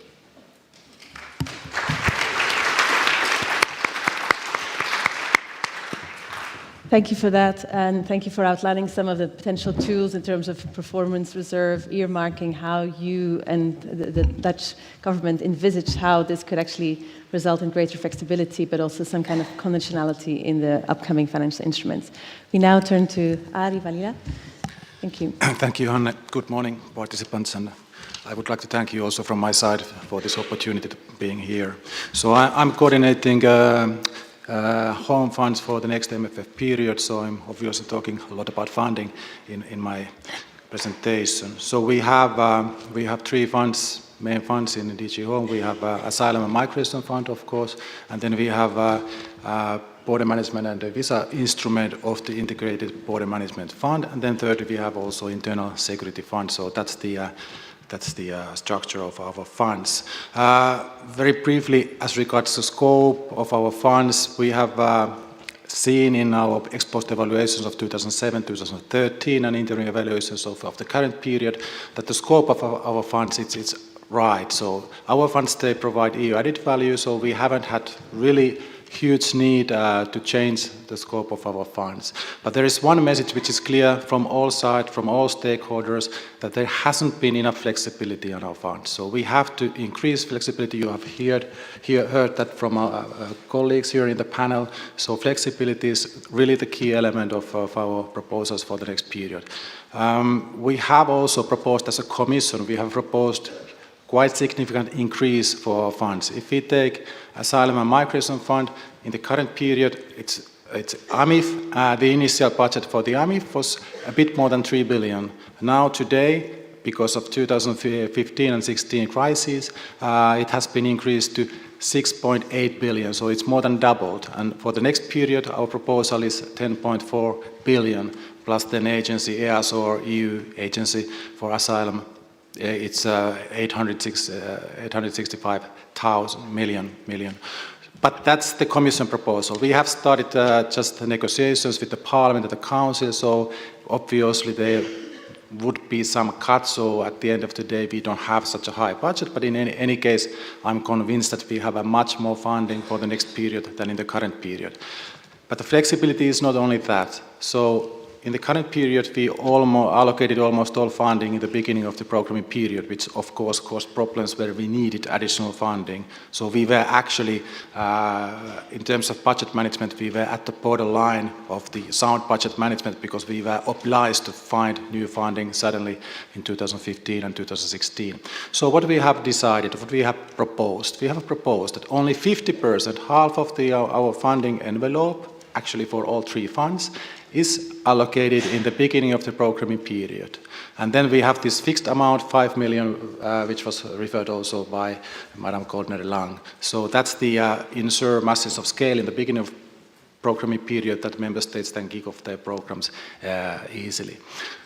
And then this 50% of the funding, it's based on, it's linked to our specific objective of our proposal, but it reflects the asylum objective, it reflects the legal migration integration objective, and also irregular migration objective. But it doesn't mean that the member state should implement those policies in the member state as the money was allocated. It's only to allocate the funding. The real issue is then the programming process in the member states. Which sort of programs they will create, because they should be based on needs in that specific country. In different member states you have obviously different needs, so that's why this programming process is really the key, not really the allocation of funding. It's just to allocate funding between member states. And then 2024, we have midterm review. That means update of the allocation criteria, so 10% of that initial funding envelope will be allocated in 2024. And then remaining amount, 40%, it's like Madam Dijkstra referred to thematic facility, it's called thematic facility. It's something which is not earmarked in the beginning of the period. So every 2 years we will establish a work program which allows us to steer funding to those areas where there are highest needs, where the EU added value is the highest one. So that gives us more flexibility. And I'm very pleased that in the negotiations what we have had so far, and when I look at the negotiating mandate of the Council and the Parliament, they haven't really questioned this thematic facility, even the level of thematic facility. Of course, you have some discussions whether it should be 40%, 30%, or even more than 40%, but still there is a strong support for increased flexibility in our funds. Then, although we have proposed significant increases to our funds, we cannot cope all migration security challenges by our funds. As it was said, EU funds have to be complementary to national funding. So we have to do right things. We have to do something which provides EU added value. And moreover, we have to also contribute migration security objectives across other policy areas in the EU budget. So what we have, the main other contributors so far, what we have proposed will be European Social Fund plus in the area of integration measures. So we don't have clear delineation line, but in our proposal we should support from our fund early integration measures and then ESF plus medium and long-term integration measures, because they have a lot more funding. In their proposal they have proposed 100 billion for ESF plus. So our proposal is 10 billion, so it's a much less, and only integration is only one of those three specific objectives.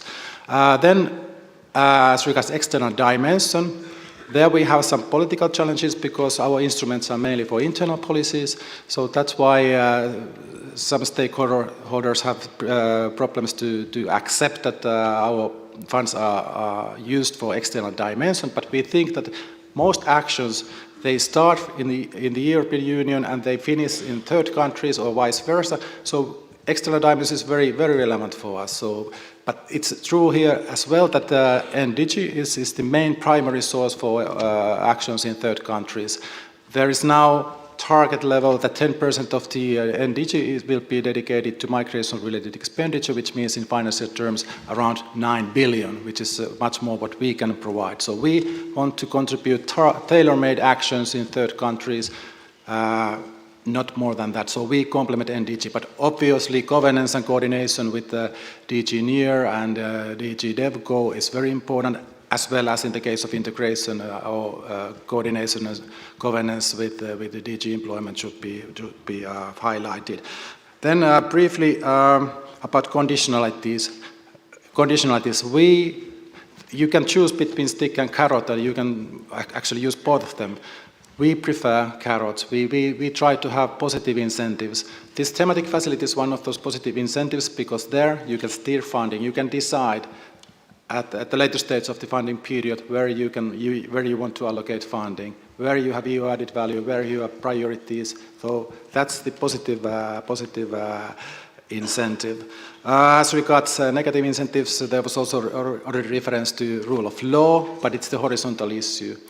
Very briefly, I come back briefly to the flexibility instruments. I was talking about flexibility means inbuilt to our funds, but then you have these horizontal flexibility tools which are common to all policy areas in the EU budget.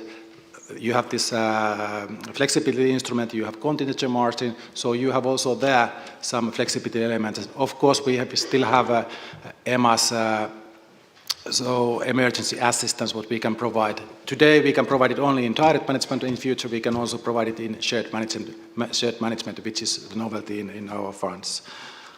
I see that my time is already up. One last line, it's about partnership principle. When we come back to programming process, it's up to member states to really encourage that the local, regional authorities and civil society organizations are included into programming process. We have also incentive there, positive incentive, because usually our co-financing rate, so EU provides 75% of actions, support 75% of actions, but in case of integration measures implemented by regional local authorities, we can provide 90% co-financing support. So there we have also positive incentive. Thank you very much.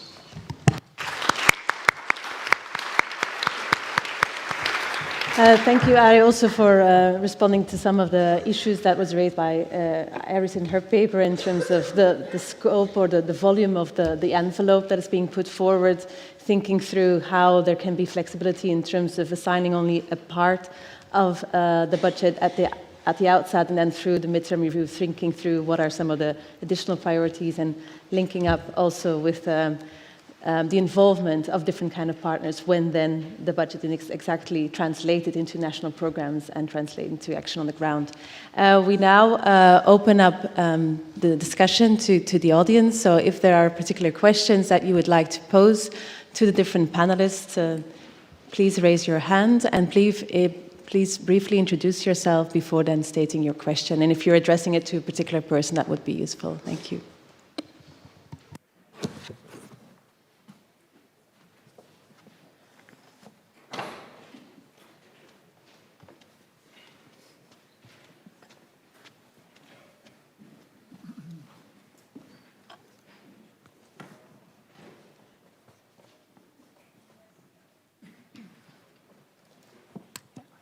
Hello? Yeah. Hello, thank you. My name is Julia. I work for MEP Tineke Strik in the European Parliament. I have some questions about the remarks that you all made about flexibility within the instruments, specifically when it comes to the external dimension of migration policy. I think one of the things that is difficult, especially for the European Parliament, is the accountability gap that we see is being created, or being created. I don't want to put it like that, but I think that there's at this point quite a lack of transparency in these external policies. Some of you mentioned the NDC, and within the NDC there's already a pillar for emergency response. And you also see there a lowering of standards when it comes to monitoring, when it comes to evaluation, and when it comes to accountability. So I would like some of you to maybe reflect on that, how you think emergencies should be defined, and what role you see there for all the institutional actors involved. Thank you. Thank you very much. Are there additional questions? Otherwise, we'll take them at the same time. Yes.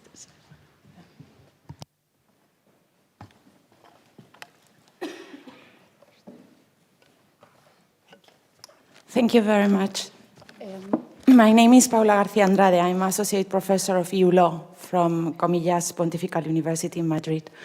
Thank you very much to the panelists. I would like to make a comment, a question, I would say.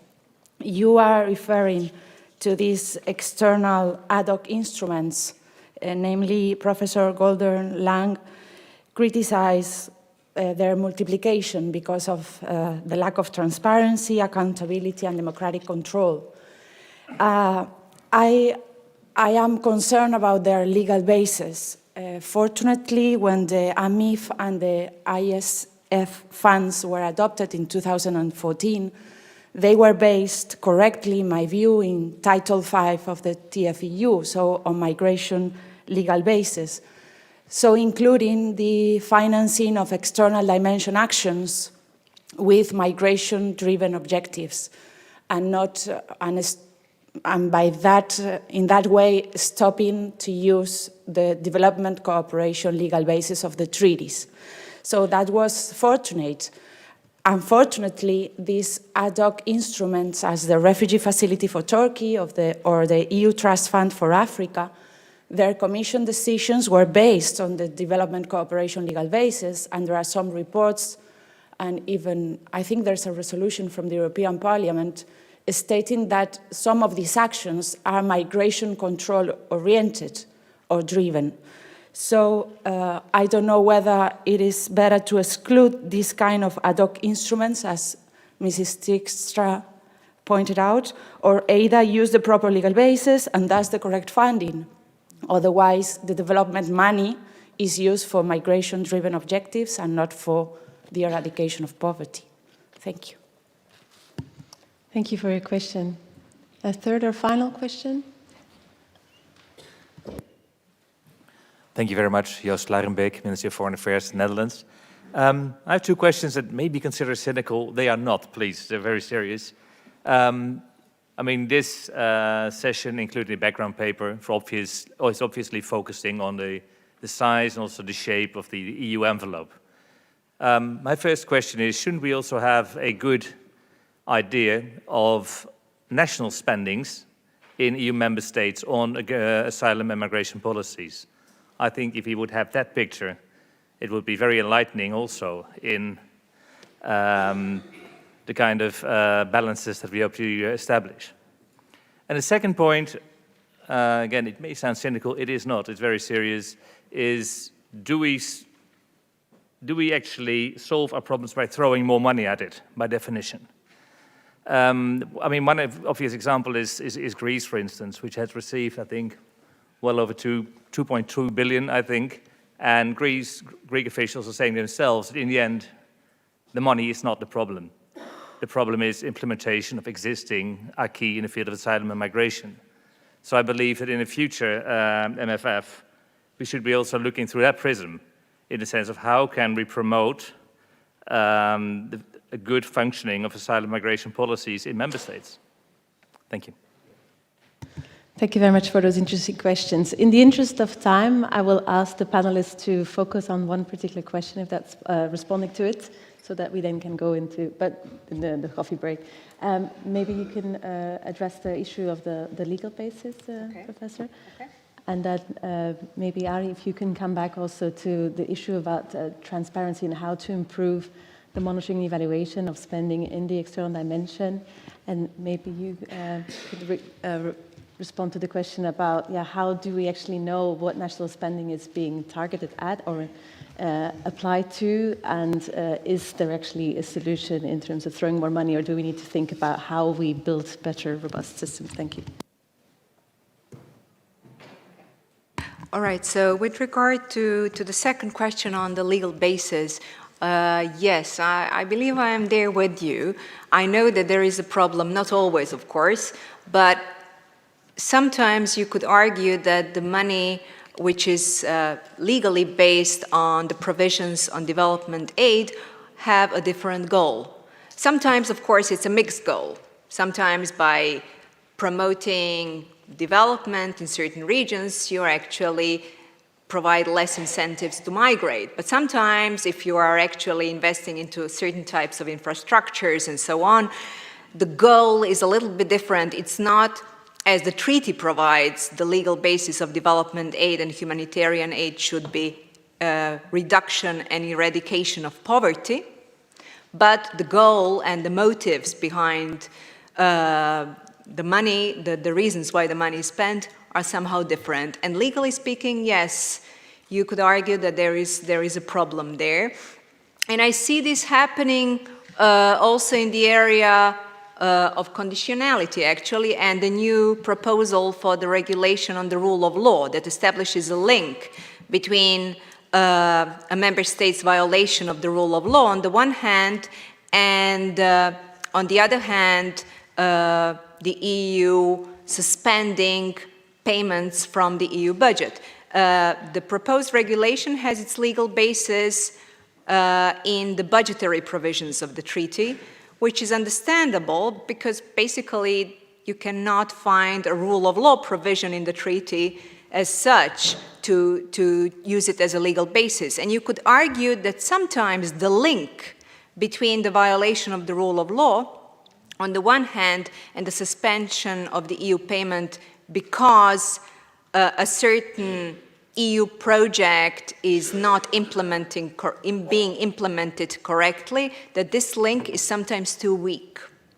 So I see this happening in cases where the EU simply lacks an appropriate legal basis.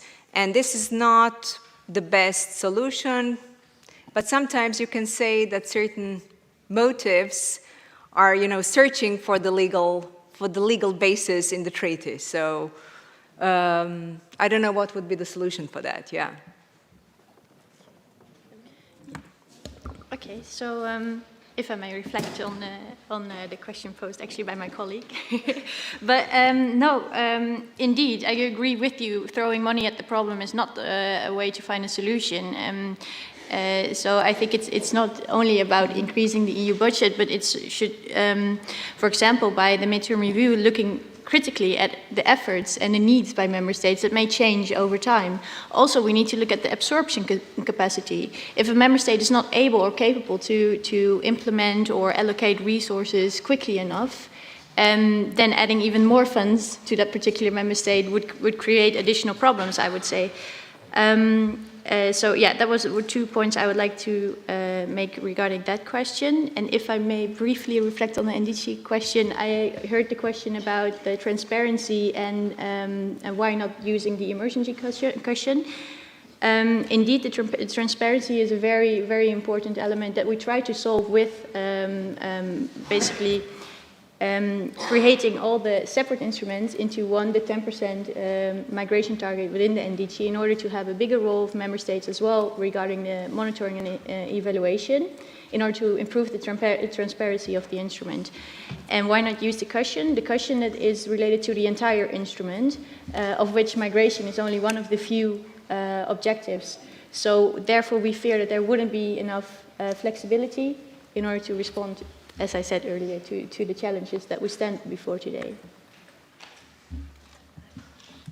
Thank you. So far we have mainly implemented actions in third countries through direct and indirect management, for instance, through IOM and UNHCR. As regards external dimension implemented through member states in shared management, in our legal proposal we have a new development which means that every time member states are planning to implement action in third countries, they have to consult the Commission, so we are following in that sense those actions, and also they have to justify complementarities and synergies with the NDG. So that's one way of following up the actions in third countries. Of course, we don't allow funding going to third countries if we don't have legal insurance that the monitoring, control and management systems are working well, so we can be in sort of regularity and legality of the actions carried out in third countries. As regards transparency and reporting, I think this is very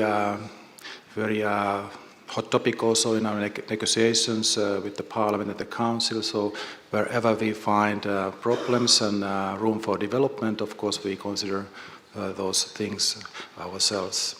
So that's the main thing, but I can highlight that this external dimension, it's one of the key elements in our negotiations for the next period. Thank you.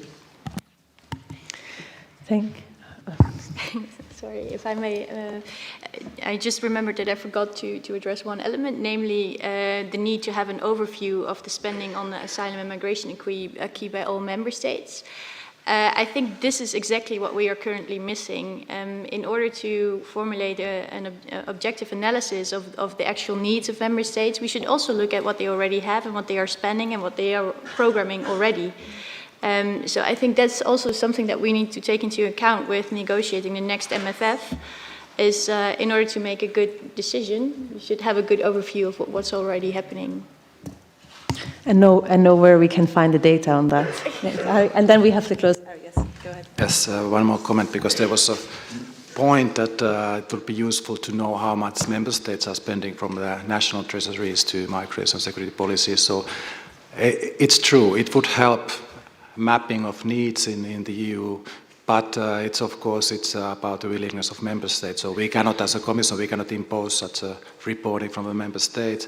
I know that there have been some initiatives, and actually I was a bit surprised that the member states seems to be quite cooperative in this area, but it hasn't developed a lot. We are now still in the starting phase of this process. Thank you. Thank you. I would like to thank all panelists and also the audience for participating, and I'll hand over to the organizers because I know we're into the coffee break, so you can...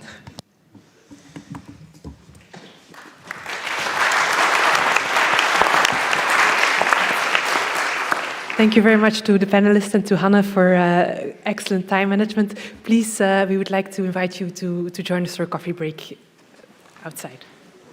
Thank you. Yeah, thanks as well. Okay. Yeah, we were actually on time.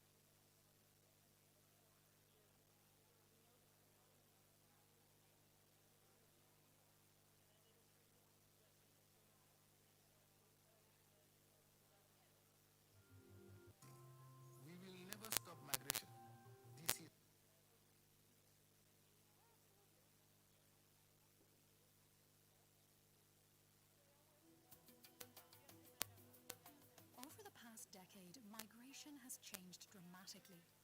The issue has become more complex and features regularly in policy and public debates.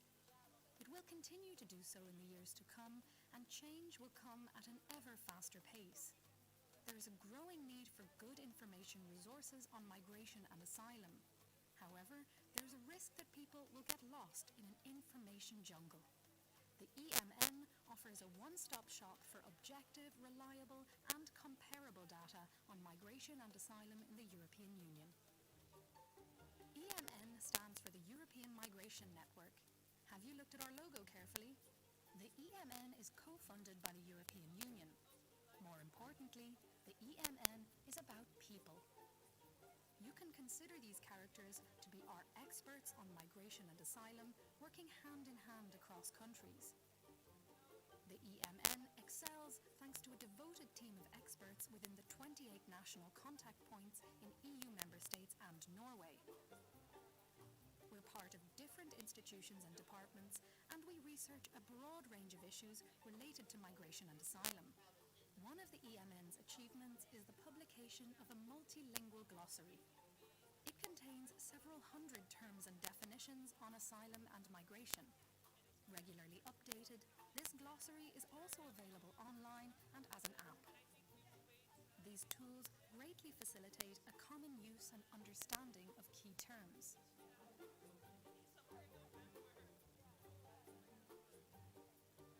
You can also consider that the characters symbolize policymakers or other key audiences. The EMN produces bulletins, studies, and various documents comparing migration and asylum developments in the different EU member states and Norway. Comparable EU-wide information is a priority for the EMN and is of key importance to policymakers. The many studies and comparative queries over the past 10 years of the European Migration Network have contributed, for example, to our proposal to reform our common asylum system or to issue recommendations on return for member states. The EMN makes information available not only to policymakers, but also to practitioners, non-governmental and international organizations, researchers, the media, and the wider public. The EMN's work is not only about producing facts and figures. Our main interest is in human beings. I'm here in Europe 3 years ago. I left my country because the war.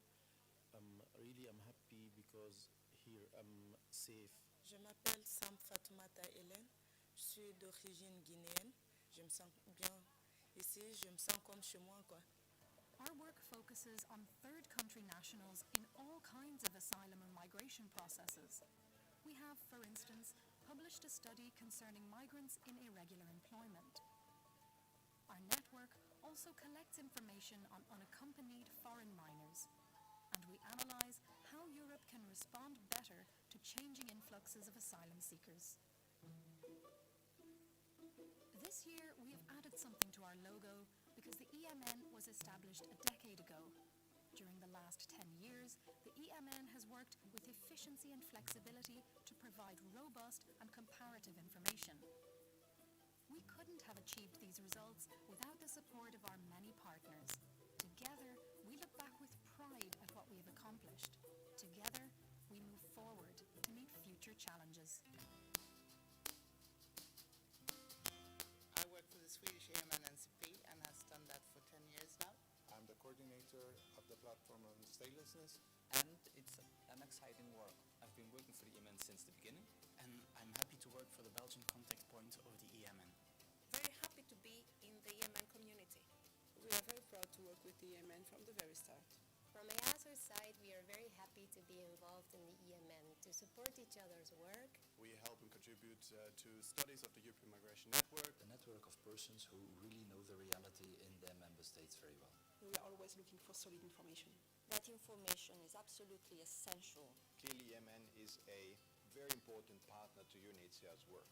And we have great expectation in the Commission for the network to continue to be of relevance to our policymakers, both at national and at EU levels. It has been an exciting experience and happy anniversary. Buon anniversario, Yemen. Je l'aime pour Emmanuel. Justit jubilé. Happy anniversary. I wish to congratulate the European Migration Network on its 10-year anniversary.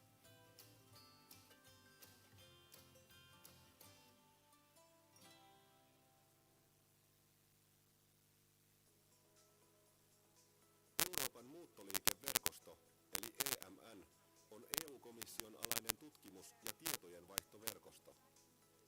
Se tuottaa ajantasaista, luotettavaa, puolueetonta ja vertailukelpoista tietoa maahanmuutto-, turvapaikka- ja paluuasioista lainsäädännön ja politiikan kehittämisen tueksi Euroopan unionissa ja jäsenvaltioissa sekä Norjassa. Euroopan muuttoliikeverkosto keskittyy EUn ulkopuolelta tulevaan muuttoliikkeeseen. Paluuasioita EMN-verkostossa käsittelee erillinen työryhmä, Return Expert Group. No, EMN on omalla alallaan maahanmuutto- ja kotouttamisasioissa ainoa maailmanlaajuisestikin katsottuna oleva toimija, joka kokoaa eri maista vertailutietoa. Ja se, kuinka tämä vertailutiedon laatu varmistetaan, on tietenkin se, että kaikki puhuvat samasta asioista, ja siihen me olemme kehittäneet tällaisen EMN-sanaston, online-sanaston, jota päivitetään säännöllisesti.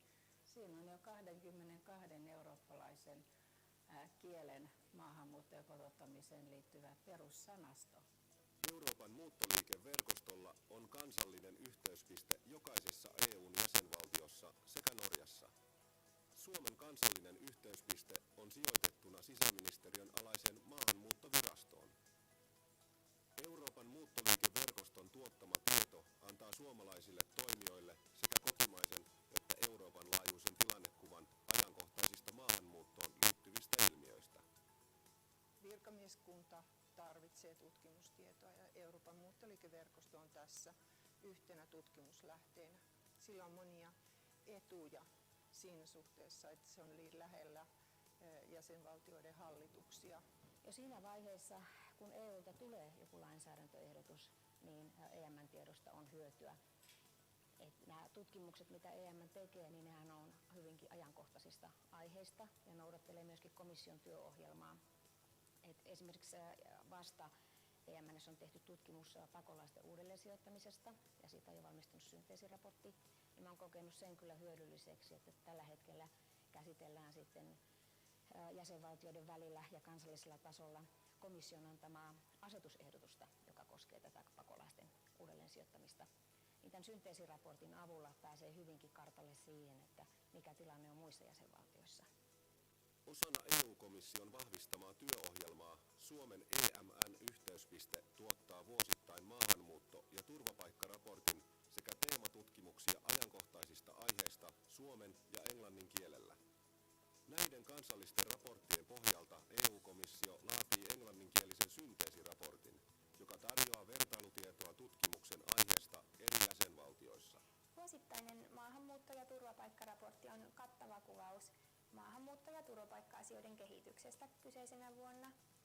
Ja tämä vuosiraportti käsittelee maahanmuuttopolitiikan ja lainsäädännön muutoksia sinä vuonna ja maahanmuuttoaiheesta käytyä julkista keskustelua. Teematutkimukset käsittelevät nimensä mukaisesti aina tiettyä ajankohtaista aihetta ja niitä tehdään yleensä 4 vuosittain. Esimerkkinä viime vuonna tehdyistä teematutkimuksista yksi niistä käsitteli kielteisen turvapaikkapäätösten saaneiden palauttamista ja toinen käsitteli perheenyhdistämistä. Teematutkimusten aiheet valitaan aina yhteisesti. Kaikki jäsenvaltiot sekä EU-komissio voivat ehdottaa teematutkimuksille aiheita. Valinta suoritetaan äänestämällä. Kansallisten yhteyspisteiden säännölliset työkokoukset Brysselissä ovat olennainen osa Euroopan muuttoliikeverkoston toimintaa. Tärkeä osa Euroopan muuttoliikeverkoston toimintaa ovat ad hoc-kyselyt, joiden avulla verkoston jäsenet voivat nopeasti hankkia luotettavaa vertailutietoa muista EU-maista.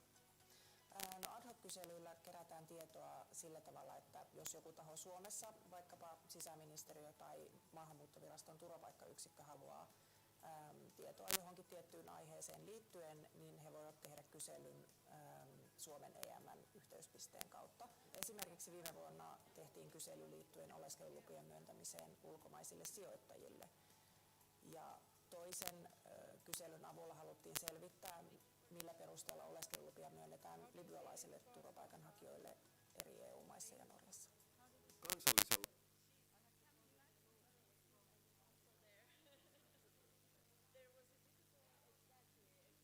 That's what happens, yeah.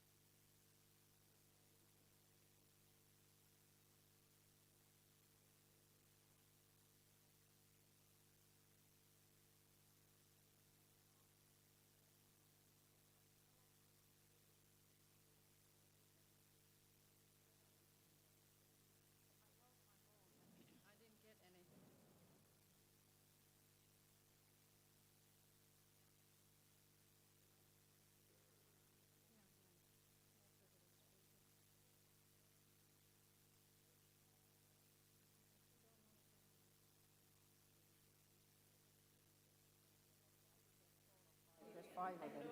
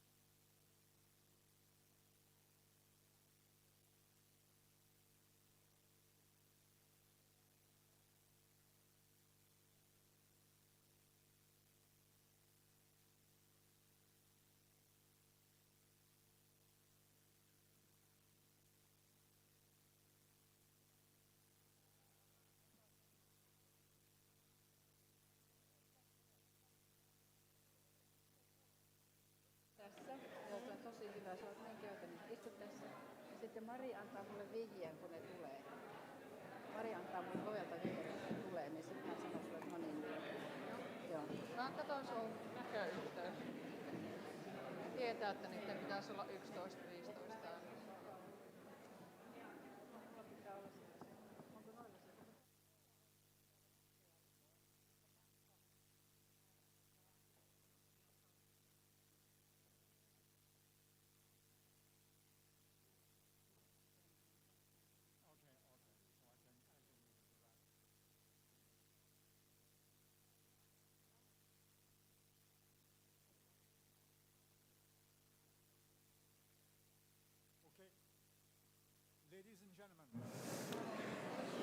Sorry for having been forced to ask you to shorten your coffee break, but bear in mind that it was the only way to offer you a decent time for the lunch, because you know how these cascades when attending such a conference.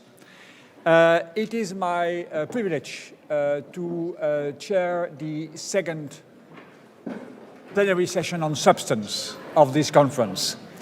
You might have noted that the organizers have opted for an approach which is not a classical one. That is to say that we started by having a discussion, a conversation with you about what I would call the ways and means, the money and the agencies, which are the background, which help us to lay the foundation of the development of the policies that we are going to further elaborate upon during the specific and dedicated workshop this afternoon and tomorrow morning.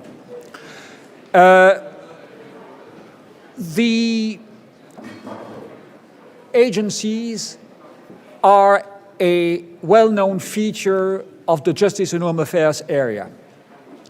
At the time, justice and home affairs were a breeding ground for agencies which were literally mushrooming. We had the Drugs Observatory in Lisbon, Europol, the CEPOL, Frontex, the EASO, the Human Rights Agency, and LISO, and I'm sure that I'm forgetting at least another one. We were looked at with a lot of defiance because of that. Defiance about the autonomy that could be taken over by this agency, and therefore the lack of capacity from the Commission side to actually steer them, the lack of accountability, the lack of democratic control. One of the vice president of the Commission, who was briefly in charge of Justice and Home Affairs, Jacques Barrot, used to refer to the executive director of the agencies, en français dans le texte, as les proconsuls. Let me just, at this point in time, pay tribute to one of these proconsuls. Bernd, you will not mind, I assume. I would like to have a specific thought for Ilkka Laitinen, one of these famous Finns who contribute so much to the development of the Justice and Home Affairs agenda, the first executive director of Frontex, who could not be with us today. The initial thinking in creating and further developing agency was based on two needs, trying to meet two needs. The first one was to support the member states in the implementation of new, being rapidly developed common policies. That is a very classical feature, by the way, in the way the EU is run. Policies are decided in Brussels, but they are implemented on the ground by member states' national administration. And there is very often, to put it mildly, a gap between the initial decision and the way it is implemented on the ground. The need was felt as the area we were dealing with were so new on the agenda of the EU and so dependent on expertise and capacity present at member states level to set up these agencies which were meant indeed to help, support, coordinate the member states in the implementation of these policies. The second goal, the second raison d'être of this agency was to help and to provide solidarity, to support the member states who were a bit lagging behind. You know the famous theory of the weakest link in the chain, and the purpose was precisely to provide the support for those more in need of this support. Now, what the excellent paper that Lilian will present us, Lilian Zoldi will present us immediately after my introduction, what it tends to demonstrate is that maybe at the occasion or as a consequence of the so-called migration crisis known in 2015 and 2016, we might witness nowadays a paradigm shift in the way some agencies, at least the two who are present with us today, have been now moving one gear up and taking over and implementing new tasks, new function, and also all the questions and all the challenges that this implies. When reading the paper and reading in particular the two paragraphs of the temporary conclusions that are introducing the paper, it came to my mind that maybe I should flag two issues which are surprisingly not directly on the agenda of this conference. The first one, and they are interlinked. The first one is about the visa policy. Very little will be said during this conference about the visa policy. It might be a gap. I have very strong views and very strong feelings about the visa policy. It needs a fundamental aggiornamento. We are still implementing in the new millennium an instrument dating back from the 19th century. We are completely underestimating the use that we could make of new technologies. We are still applying a country-based approach to decide whether we impose a visa obligation or not. And we are a million light years away to create what should be the next step in the development of the EU apparatus, that is to say, a fully integrated EU consular services, providing consular protection and delivering EU visa in foreign countries. The second missing element is the one of the creation of the databases and the exchange of information. It's huge. It's huge. We could not have dealt with properly in a conference dedicated to migration because it is really at the frontier between migration or flows management, I prefer to say, and law enforcement. It raises a series of fundamental principled issues, data protection and protection of privacy being only one of them, but unfortunately we would not have time to go into the depth of this issue. So please accept the apologies of the organizers. We are keenly aware that these are two gaps, and you might wish, by the way, to fill these gaps during our intervention. Without further ado, I will therefore pass the floor to Lilian Evangelia before listening to our panelists. Please.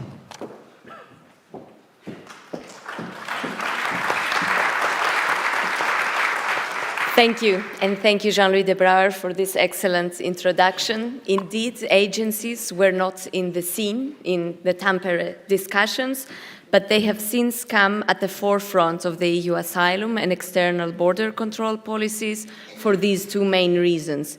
First, as vessels to overcome the policy implementation gap, and second, as vessels to enhance interstate solidarity. And they have seen an immense growth in both their human and financial resources, as well as in their mandates, whether de jure or de facto. So focusing specifically on the European Asylum Support Office and the European Border and Coast Guard Agency, that I will commonly refer to as well as Frontex in my intervention, we note two broad trends. Firstly, the operational expansion of their mandates has led to patterns of joint implementation, with own staff and experts deployed by these agencies involved in fields such as return and the processing of asylum claims. The case at point here is Greece, where EASO is involved in decision-making, emitting non-binding opinions in the admissibility and the in-merit stage, while the Greek Asylum Service remains ultimately responsible. Secondly, the expansion of their mandate to include monitoring-like functions. A case at point is the vulnerability assessment conducted by Frontex. So in the note, we identify paths for sustainable development of increased agency involvement in a way which addresses member states' needs while responding to the challenges of sufficient resourcing, independent accountability, and respect for fundamental rights. And I will focus today on four areas. First is how to balance joint implementation and supervision. So the two limbs of the expanded mandates, supervision and operational, they are linked. Structural capacities, structural shortcomings and capacity issues that are identified through the supervision-like processes could then be partially overcome through additional deployment of human and technical resources and launch joint implementation actions. However, there is also an underlying tension, especially if monitoring and supervision will move beyond the purely technical elements. Agencies would then be called at the same time to jointly implement, while they would be also supervising the shortcomings in the implementation of these policies. So the note identifies means to address this tension, and I would highlight here one idea, which is the involvement of European Commission staff along the lines of the Schengen evaluation mechanism and the European Parliament in the monitoring processes in order to make it more objective and impartial. The second area of focus is rethinking agencies' governance to ensure their independence. So to effectively operationalize their mandate, agencies need to be independent from national interests and political influences. However, at the same time, they are institutionally and functionally dependent on EU institutions and member states. This is exemplified through their internal governance structures, and I'm referring here mainly to the member state-dominated management boards, which have far-reaching functions in planning and operationalizing the agency's mandates. So the basic question which arises here is how could these enhanced functions be reconciled with their internal governance structures? To what extent can their independence be ensured through accountability mechanisms?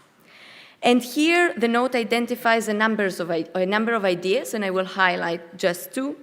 The one is rethinking the composition of agency management boards, for example, through foreseeing a presence for the European Parliament, at least as a non-voting member, to enhance political scrutiny.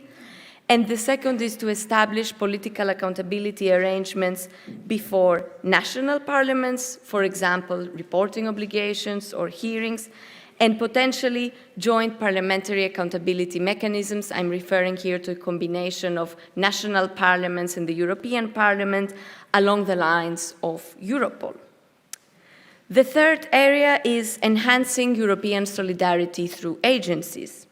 So by deploying operational personnel, also their own personnel, and through member states' administration seconded personnel and equipment, Frontex and EASO enhance the human and financial resources of individual member states, drawing from the EU budget. Initially, agency involvement was linked with the notion of emergency, but it has been decoupled from this emergency-driven logic, as portrayed from the move in Frontex to attain its own operational staff, statutory staff. So the note examines if interstate solidarity and fair sharing of responsibility can be meaningfully enhanced, and some ideas are a push for greater augmentation in the number of agency statutory staff and a creation of a standing core also for the EASO in the same lines as it has happened for Frontex. My time is coming to a close. It is up. So the last point that we can raise also further together was on the fundamental rights challenge, where I noted both the existence of judicial and extrajudicial accountability mechanisms, and there are specifically some novel processes taking place, such as the individual complaints mechanism that has been established in Frontex. And here are some ideas in the note on how this could be strengthened and further expanded to other EU agencies. So I give the floor now to our commentators. Okay, thanks a lot, Lilian. I know how frustrating it can be to sum up in a few minutes such a rich paper. The next speaker is Nina Gregory. She's the executive director of EASO. We just reminded Nina and myself that, okay, she is also an historical person in the development of the Justice and Home Affairs agenda, because she was the first chairperson of the SKIFA coming from at that time, so-called new member state, Slovenia. Nina, the floor is yours. Yes, indeed. Thank you very much, Mr. Chair, Jean-Louis. I mean, yeah, not to reminiscing the old times, because then it feels, I mean, makes you feel old. But indeed, I have to say, yeah, we've come so far, no? So, distinguished chair, of course, panelists, ladies and gentlemen, it is a pleasure, but definitely an honor for me to be here and also to see so many familiar faces. So that means that our migration world still in a way is a bit small, hopefully, and this might change in years. I appreciate, of course, the opportunity to look at how far we have come since Tampere, but of course, as requested, I would rather look in the future. That's, I think, we are here for today. I'm personally convinced that on the field of asylum policy, we, as the European Union, have made remarkable progress, including the adoption of 2 generations of asylum legislation. We've come from minimum to common standards. I think we should note that. And of course, the establishment of the European Asylum Support Office in 2010 was a part of this framework. But sometimes, as I said, it is good to look back to see how far we have come in 20 years. So, as noted, Mr. Chair, in excellent background paper, I think that, especially for this session, I think that, of course, the agencies, such as EASO, have de facto developed beyond the initial interpretation of their mandate, of course, especially when operations grew exponentially following the surge of arrivals of asylum applicants in 2015 and 16. This is today visible through our, so EASO, concrete operational support in 4 first-line member states, namely in Greece, in Italy, Malta, and Cyprus. To an extent, in fact, which may not have been foreseeable in Tampere 1.0. So I have to say that, of course, EASO, operating in these 4 member states, it's really grown in staff, but also, of course, I would say in the resources that we can deliver. So currently, there are almost 1,000 personnel who are working in these 4 member states under EASO banner. And of course, this has been a huge progress for us. However, we will still have to say something to reach truly common European asylum system. Why? Across the member states, directives continue to be implemented and interpreted differently. Asylum applications are assessed differently. Conditions for reception and treatment of asylum seekers and beneficiaries of protections are in the member states different. So all these differences, all these disparities in the implementation of common European asylum systems sometimes also create, of course, pull and push factors for secondary movements within the EU. Clearly, more convergency in the field of asylum is needed. The migration crisis 2015 and 16 very evidently exposed the weaknesses and limitations in the current EU asylum acquis. Following the lessons learned, efforts have been made at the EU level to develop an effective, sustainable, resilient asylum system. But we are not there yet. And despite the current political negotiations and, of course, the deadlock there, I do not see any other option but to have EASO as asylum agency as essential part of these efforts in the future. And allow me to say, if we are here today, it is because we share the belief that more needs to be done and more can be done. So what else do we need to bring or to do to reach truly common European asylum system in the future? I think 3 points here needs to be mentioned. First, further harmonization of legislation, possible codification. Second, clearer rules with less scope for divergent interpretation of them. And thirdly, common binding use of developed tools in practice across EU. But of course, mostly, we have to assure that Europe will get fast and efficient asylum procedures. In order to achieve this, we need a stronger European Union agency for asylum, with an extended mandate to meet the demands in the overall common European asylum reform. Already in its work in the, oh my dear God, the time is up. So I will conclude in 2 minutes if you allow me, Jean-Louis. Thank you very much. So already now, today EASO is working on its very, very limits. I will give you 3 examples. For example, in Greece, as mentioned, to get the support of EASO, Greeks needs to change their national legislation so that we could be involved in the part of the procedure of the asylum. Deployment of the member states' experts which are working for the agency are at current level of only 14%, 14%. So how can the agency support the member states if it's heavily dependent on the willingness of member states to provide the experts, which of course then go and help the first-line member states? And the third challenge that I see, and I think it's also very, very important for the future, is the use of common tools that agencies have developed through the years. I'm talking about the common information of origin, our guidelines, our, of course, tools that are used to fasten and accelerate the asylum procedure. In this respect, if this in the future would only be guidelines, if this in the future would not be in a way imposed to the member states to use, we will always have convergences in the field of asylum and we will never get through a common or European asylum system. And still, least but not, I would say last but not least, as pointed, I would say quite correctly in the papers and also from the side of the distinguished chair, the use of IT technology today, I think we are really, really, really poor in this area. Definitely we have huge IT systems in the field of justice and home affairs.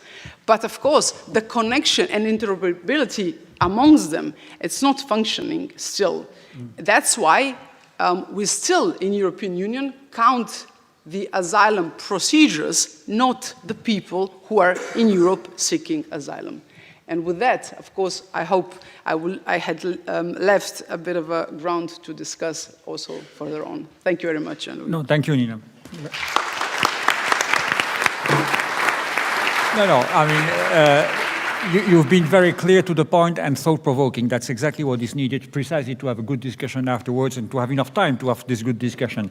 Bernd, I mean, there was no preference between Frontex and EASO, so no beauty contest between the two agencies. We know that you are now heading to, I mean, being the commander of an army, so the floor is yours. Thank you very much, Jean-Louis, and unfortunately I have to start with an apology.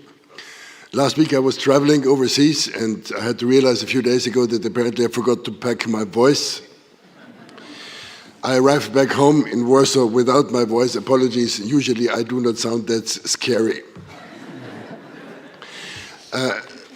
Dear Chair, ladies and gentlemen, dear colleagues and friends, to keep it short, if we go back to 1999, when the Tampere program shaping the EU area of freedom, security and justice was adopted, I guess very few could imagine how challenging it will be to strike the balance between mobility and security in the fields to come for us. To assess a little bit or to set the scene where we are today, let me give you a few figures. In 2018, airlines globally carry around 1.8 billion international travelers, and this number is expected to reach 3 billion by 2032. Approximately 250 million are residing in a different country than one of their birth, and this is twice the figure that was in 2000. An estimated 1/5 of those migrants are irregular. Some of them already crossed the border without proper documents. According to UNODC, in 2016 alone, 2.5 million migrants were smuggled for economic return of approximately $7 billion.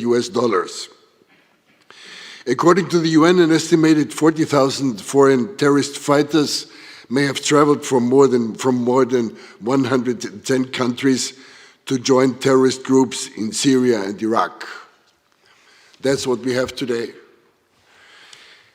Following this, one could also by no means imagine the importance and rapid growth that EU agencies in this area, such as EASO or the one I'm representing, would experience. In these last 20 years, we have all learned that keeping the Schengen free movement area and ensuring high and common standards in the management of common EU external borders is a difficult and important task, but it is a task that needs by all means to be governed by solidarity and common efforts, as it was already mentioned several times. Although, Jean-Louis, you already mentioned it, allow me also to, at this moment, make a small sidestep. I would also like to take the opportunity to pay special tribute here today in Helsinki, in Finland, in his home country, to the person who set throughout his whole professional life the foundations of the agency I have the honor to represent today in order to become what it is today. I'm talking about Ilkka Laitinen, Frontex first executive director, who tragically passed away and left us far too early. But his legacy, in particular his clear vision and understanding of what European integrated border management needs to be all about, and all of you who have known him, I think, will share my view, will always remain at the core of our agency. Ladies and gentlemen, dear colleagues, where do we stand today? Today we are no longer the old Frontex, we are the European Border and Coast Guard Agency.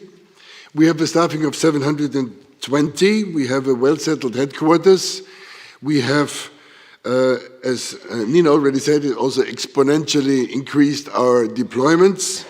This week we have 1,295 border guards abroad. We are running 3 annual joint operations in Greece, in Italy, and in Spain. We are running the first joint operation outside the EU's borders. We have greatly enhanced our efforts and successes in return. That's where we are, and that's where we already get moving again. The first big step forward was on the 29th of March 2019, when on the basis of the political layer, we managed to adopt the technical operational IBM strategy based on 3 main objectives: to know what it is before it reaches the border, what needs to be done at the border, and what are the capacities and capabilities to be built for the border. This strategic alignment also covers now our ways on how to move forward in view of the new regulation, the EBCG 2.0 regulation, that is foreseen to be coming into effect on the 5th of December 2019. And as we speak, the first big issues are already getting into effect in preparation for this. When I was listening to the first panel, I got the notification that the first selection notices for another 750 statutory staff have been published today. So we are again looking for colleagues who are ready and willing to join us to go in the operational field. We have started today a pilot project on fundamental rights monitors together with the Fundamental Rights Agency. We have finalized the training plan, and we are in the course of finalizing the long-term strategy for the purchasing of Frontex-owned assets. We will surely come back during our discussion today to all those issues and how this will affect the relationship between the agency and the competent national authorities. Let me nevertheless already underline at this stage that especially this relation is and will be guided more than ever by the principle of partnership, based on mutual trust, solidarity, and shared responsibility. This is the only way how we can make the European Border and Coast Guard set out on paper in the EBCG regulation to come. Thank you very much. Thank you very much, Bram. Sorry for your voice, but the job offer has been well understood by everybody present in the room. Now, let me pass the floor to our last panelist. And it happens that I don't know Despina, and I was really wondering when I saw the program why we thought it was necessary to invite someone from the European banking sector. By the way, I really admire you because you've been spending a couple of hours in the middle of people you don't know, speaking about things that you don't know, using acronyms that you don't understand. I mean, you really deserve a big round of applause only for that purpose. The reason why we invited you is not because we were expecting you to provide us with more money, because you are not a lending authority, but because we thought that it was good to look at one of the key issues identified in Lilian's paper, i.e. autonomy and independence, from a bird's eye view, with someone coming from a completely different world, and see how in your world autonomy, independence, accountability and control can be combined, so that we could maybe take inspiration from your presentation when looking at the way, as it was presented both by Bernd and by Nina, the Justice and Home Affairs agencies are now entering and venturing into completely new areas of their activities. So the floor is yours. Thank you very much, Chair, and thank you to the organizers in general for inviting an outsider to give a different view. Hopefully this will help you and inspire you. I'm a bit knowledgeable about some of the agencies, but not so much in your area.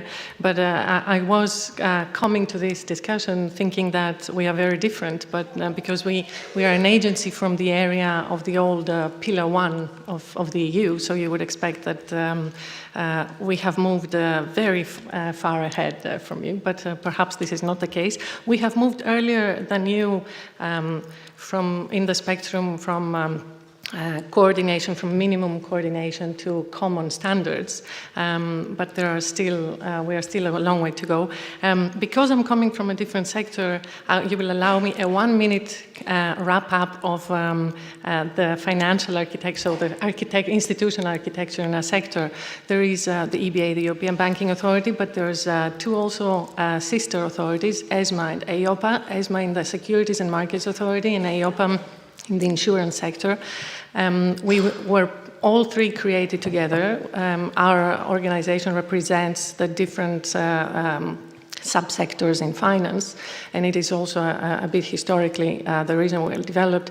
One point that I wanted to note is that probably different from what happened in your sector, our three authorities were created as the continuation of three previous committees that existed, and those committees were a spontaneous creation, so it was the member states' competent authorities that started those committees, and so the three ESAs, as we're called, the European Supervisory Authorities, we built on that, and you will see why I mentioned this. I think it is important in creating an environment where also member states can feel that trust that also the ex-Prime Minister was mentioning this morning.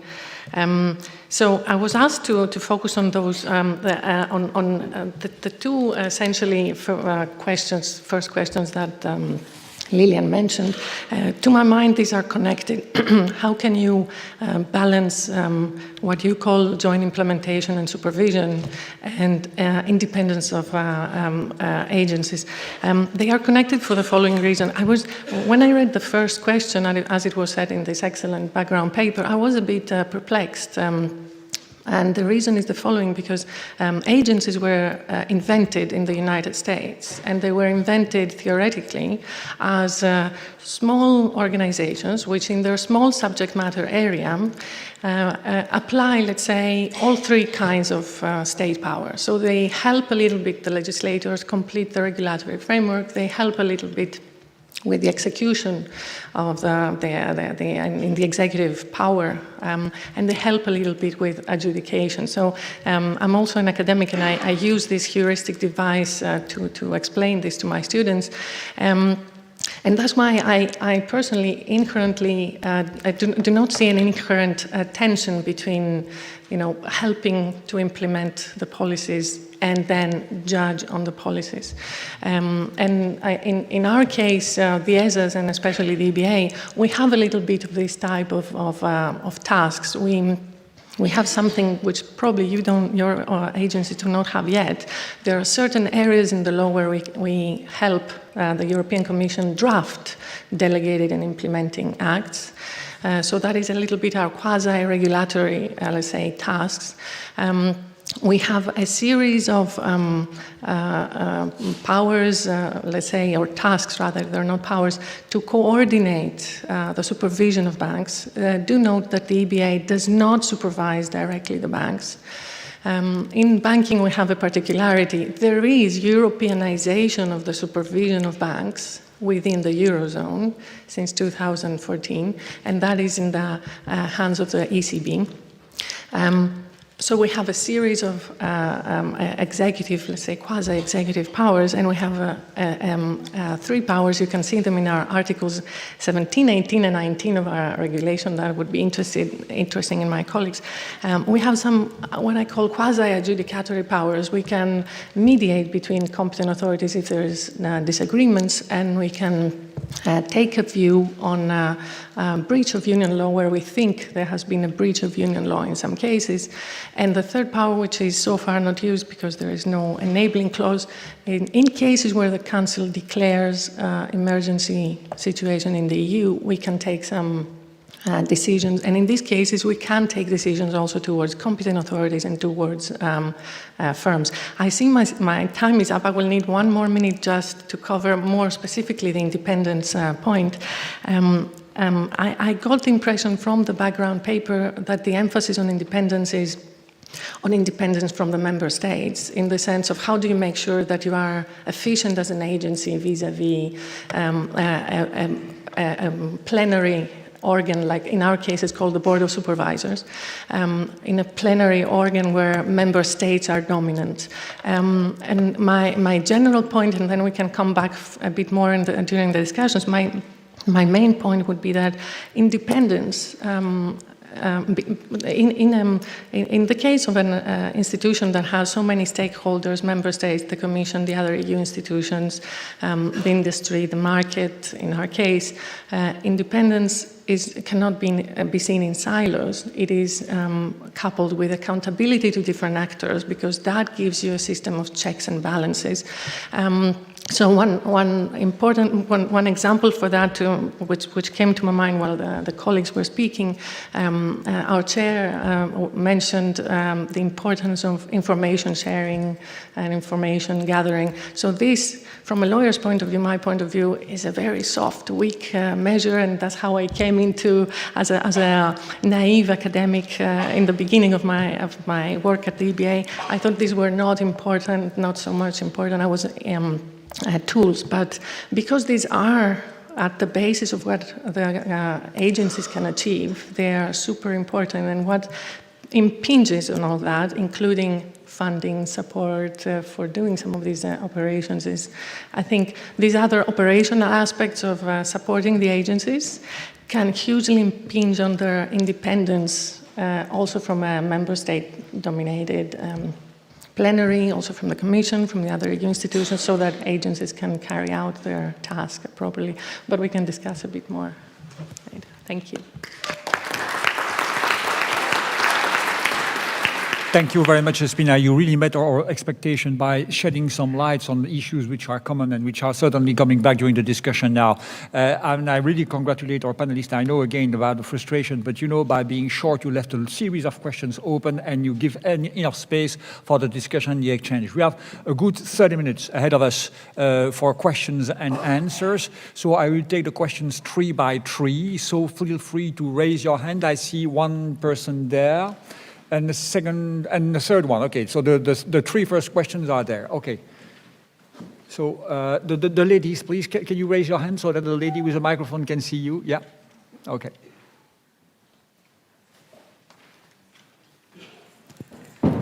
Thank you for giving me the floor. My name is Elena Neogleus. I'm coming from the Ministry of Interior of Cyprus. Thank you very much to all panelists for their very beneficial contributions.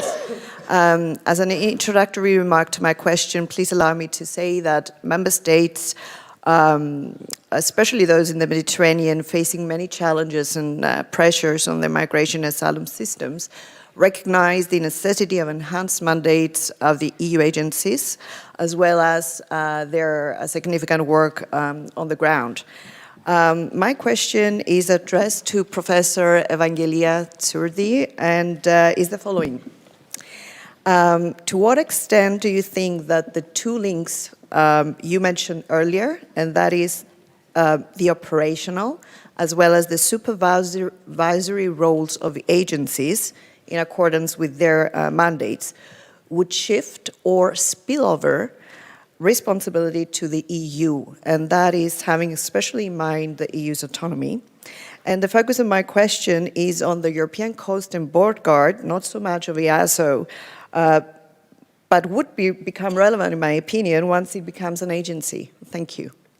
Okay, thank you very much. I've seen also two hands there, the two ladies sitting next to each other. So, please, there. Don't hesitate to raise your hand very high so that our colleagues wearing the microphones do see you. Please, go ahead. Thank you very much, Mr. Chairman. I'm Cristina Hortaza Rotache from Pontifical University Comillas of Madrid, and I will like to share with you and ask, especially Mr. Corner, on the agency, the European Border Agency, and some concerns we do have, all academics and civil society. For instance, I come from Spain, and I would like to share that, as Lilian has said, it is necessary to explain very carefully the differences of the responsibility between some member states and the agency, the European agency, when deciding on very special matters. For instance, I'm going to say only one example because I have many. The Operation Sophia, the communication of March 2019 was that Sophia was stopping with the maritime supervision of the Libyan waters, while we received the news that even because of Sophia has prepared very carefully, I guess, the Libyan guardians, the number of people trying to cross the central Mediterranean has decreased dramatically, but the people who has died when trying to cross has increased dramatically. I mean, not the total number, but the percentage of people dying has increased in 2018 with regards to 2017, etc. It is not a total number, a total figure, but a proportion. And we do want to know if who decided, and especially why. What's the reason? Because I have gone to my ministry webpage, for instance, the Italian one, etc., and no answer to such a very astonishing decision. So please. Thank you. My name is Ulrike Brandl, University of Salzburg, Austria. I have a small question to Ms. Gregori. You mentioned the member states should amend national legislation in order to give a role to EASO or to the agencies in the asylum proceedings. I'm a public international lawyer and European Union lawyer, and immediately my question came up how I have some concerns with the attributability, accountability, I use the word responsibility, and I see we had experiences with the role of agencies in national proceedings, and it was not always a good development.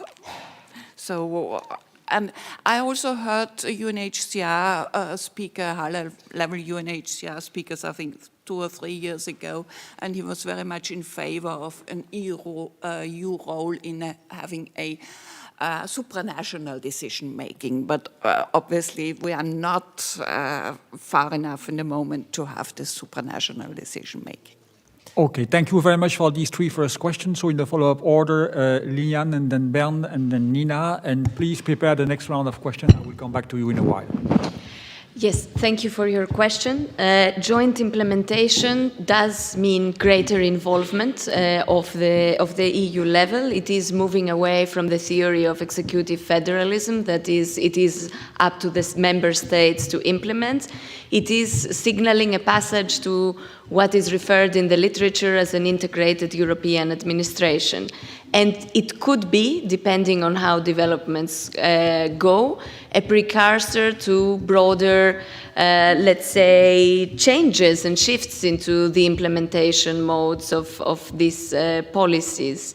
So indeed, more and more increasing involvements, if you will, of the EU level. Of course, there are some political limits and there are some constitutional limits, which I raise in the background note to how far we can go in this direction on the basis of the current both secondary and primary EU law. And does it mean greater involvement? Yes. And does it mean also responsibility in the sense of liability? Yes, of course. The more the EU level is involved and comes into direct interaction with individual asylum seekers and migrants, the issue of liability and joint liability also for violations of human rights arises. Thank you. Bernd? Thank you very much for your question. Allow me to slice it a bit, because there are certain things that need to be clarified.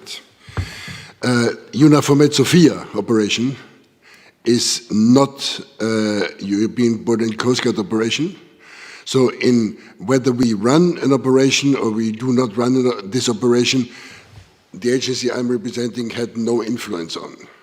There is a cross-information exchange via liaison officers. We had a liaison officer posted in the past at the EUNAVFOR Med-Sophia flagship, and the EUNAVFOR Med-Sophia liaison officer was in our premises. But apart from that, we do not have any influence on whether this operation is being run or not.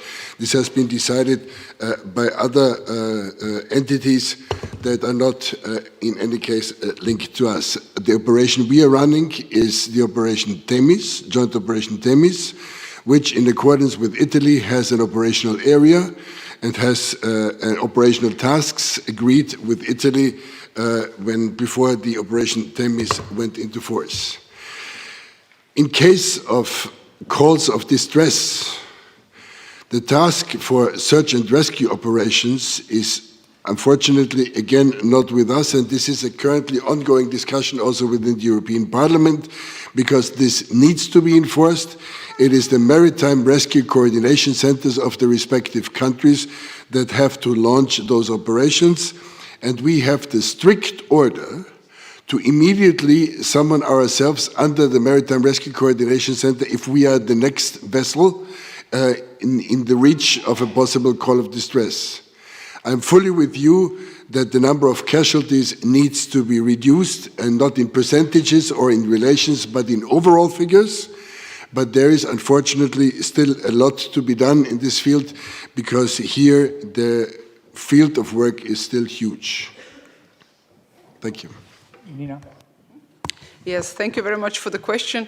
I think maybe I should just explain, as Bernd did, just to do, maybe I was wrongly understood, but in fact the case of changing of domestic legislation was also very good described in the background documents. That's why I refer to it, because it's very, very much linked to our current mandate, and the question for the future is, where do we go with the mandate of asylum agency? But just to be very clear and I would say plain, of course, these changes of the legislation in Greece were there to ease the administration procedure in Greece, not to, of course, give the powers to EASO to decide upon the Greek authorities. So this has to be clear. Of course, we help there with support with certain part of the procedures, but of course we don't decide in asylum cases in any member states, of course, in Europe. So this, I think it's the basis. But when we answer to this question, then of course the question immediately arises: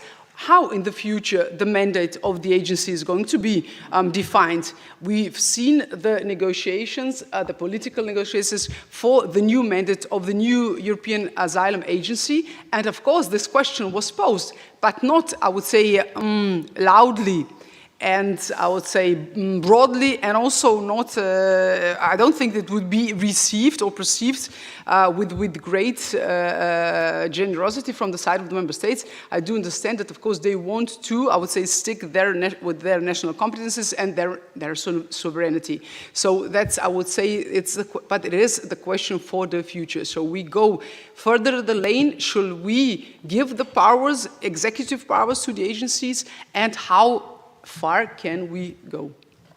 Thanks. Okay, thank you very much. I will now take, yes, Bernd, okay, please, and Despina also, please comment. I will not hide, and that's the reason why I asked to come in immediately after Nina, because this is a question that already has gained in importance for us. I mentioned in my brief introductory speech that we are currently running the first joint operation outside the EU external borders in Albania. And our new mandate will bring us, for the statutory staff, executive powers. And also this, I very openly admit, is work in progress. Because if we look at the executive powers and the question of accountability and implementation, there are several different strands that need to be thought of. You have Category 1, statutory staff belonging to us, Category 2, long-term deployments from the member states, Category 3, short-term deployments from the member states. How do they fit together? How will they work together? And if we then take, let's say, the example of a refusal of entry, and this refusal of entry is challenged, how is it being challenged? Has the person that has been refused entry the right to appeal, and if so, where and how? So also here, the pure granting of executive powers has been a very interesting and a very challenging move forward. But as one colleague once said it back home, in this area, we are a little bit sailing in uncharted waters, because we need, together with the member states, also then to find out what if somebody refuses entry, and how can this be then challenged or appealed according to the legal remedies that have to be given to the person in all cases. Thank you very much. Thank you, Bernd. Despina, please. Sorry, there's so much to say about all of this that there's so little time. So I wanted to take this chance, yes, to make some comments on the point of the accountability and the point of that Nina was discussing about getting more powers. I mentioned before about ESMA, our sister authority, the Securities and Markets Authority, and I wanted to emphasize that we don't supervise banks at the national. This is a national and ECB competence, but ESMA do supervise directly. This is an agency that has direct supervisory powers towards some market participants. It's credit rating agencies and trade depositories. They are very important infrastructure in the financial infrastructure. They're very important actors. And so we have an example of an agency that has gotten these European powers. It has, where it has been completely Europeanized, the power to take decision making. We've had the case, and also ESMA already had the case of short selling. Perhaps those of you who are following the agency law in the EU, there was a long time Meroni doctrine, the Meroni jurisprudence that essentially was limiting the powers of the agencies, and is still in a way applicable, but it has been sort of clarified via the short selling decision that agencies can take decisions. The difference is they cannot take really policy decisions. So that brings me to the counter side of this, giving more powers to agencies, but the other side of the coin of that is accountability. And there are a huge, I have slides from some presentations I did recently. It would take me a whole day, perhaps a whole week, to cover all of these accountability mechanisms, but there are There, in our governance, something that can inspire you, we have stakeholder groups that are part of our agencies. I'm not sure whether this is possible in your cases, but we have a subcommittee of the ESAs. Each of the ESAs has a committee of stakeholder groups, so in our case, industry and consumers and academics who give input to the work of the agency. But we have a series of accountability mechanisms towards the European institutions as well. And this brings me to another point that I wanted to make a comment on the background paper proposal. I mean, something that I understand you're discussing, the possibility of having Commission and Parliament representatives in the work of the agencies when you are doing the joint implementation. The view from our experience is that this hasn't, I think it hasn't even been proposed actually in our sector, but it hasn't gained traction, probably because of some sectoral differences.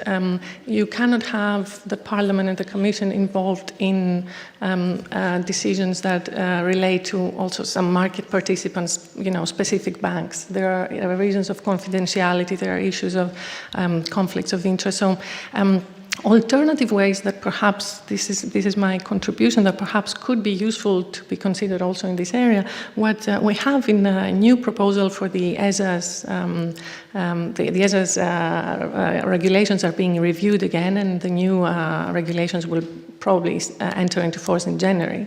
So one of the mechanisms I find interesting is an increased transparency towards the European Parliament. There is now a specific article. I was reading it before, so I have to put on my glasses. I think it's the 43A in our regulation.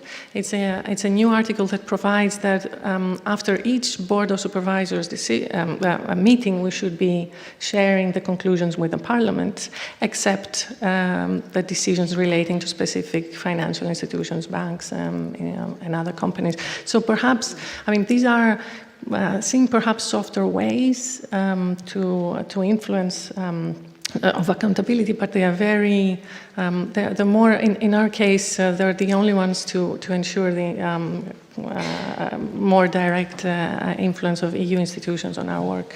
I hope this helps. Thank you very much. So still 15 minutes to go before the end of the session. I see hands there, 1, 2, 3 questions. I will come back to you afterwards. Okay, so the gentleman on the last row there, and then we'll go down. Yeah.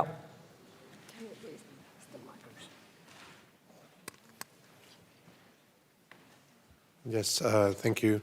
I'm Adolfo Somarivas from EMN Luxembourg. I have a question for Mr. Goldner. And my main concern is in the accountability for EASO. EASO is becoming actually an agency that is becoming a military force at the end of the day. If I compare it to the American Coast Guard, is the last unit. But right now you have been normally, your staff, you recruited from law enforcement agencies from the member states that goes on deployment for 5 years.